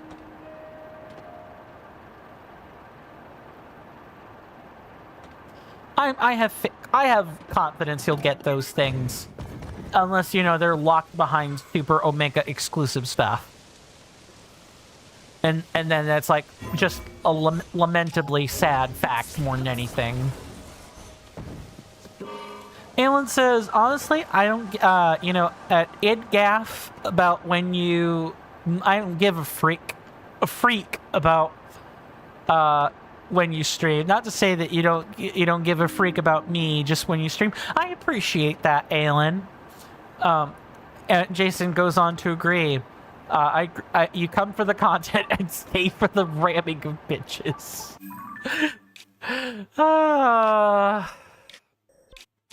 I am truly blessed to have I'm truly blessed with my audience. I really do appreciate it.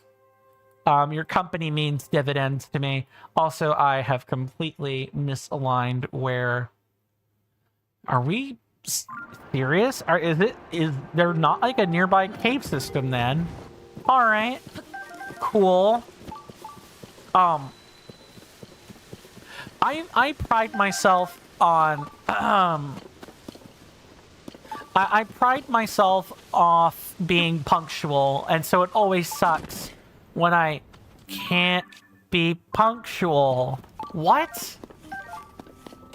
Alan says that is true, and I am mighty disappointed about the lack of bitches rammed.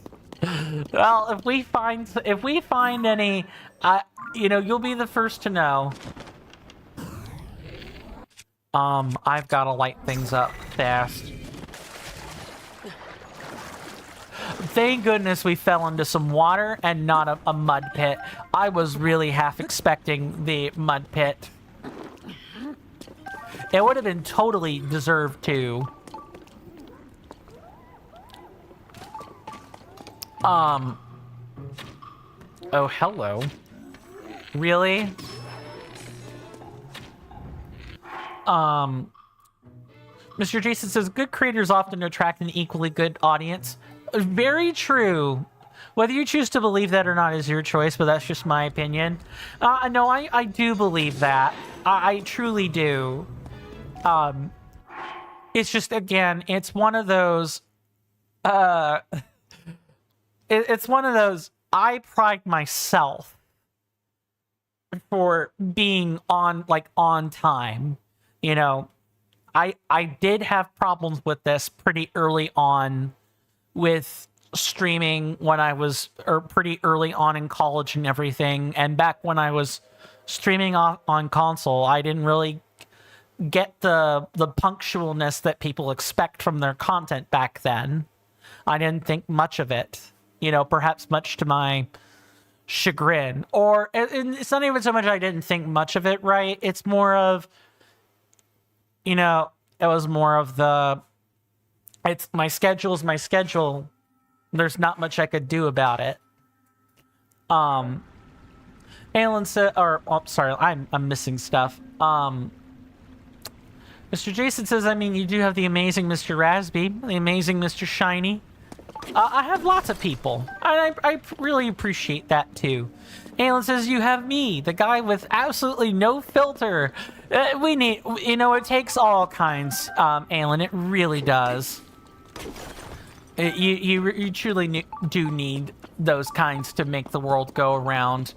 I hate to leave us in the dark depths of I guess we've got like 50-ish seconds. Let's try to move quick.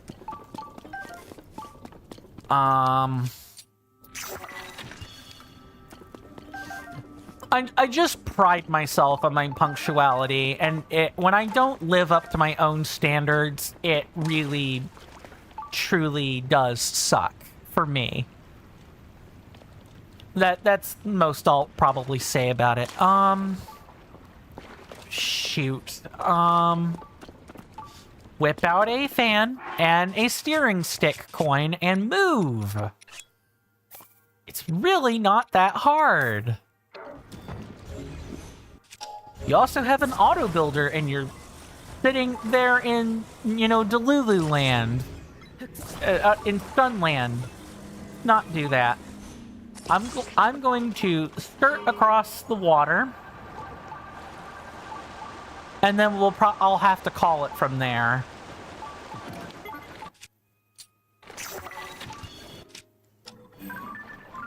Because I do, in fact, have to keep things moving.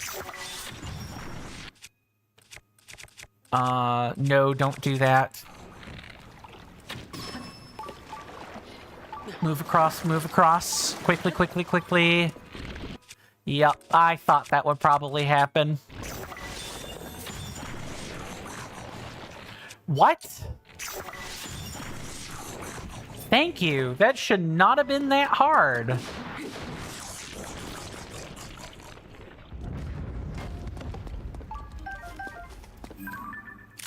Fire-like stone. Oh, I am definitely gonna be late. That's not good.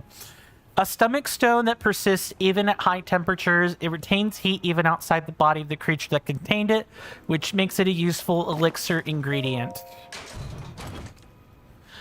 I guess I'll do the outro while I'm doing this, because I do have to keep it moving. I really just don't have a ton of time left.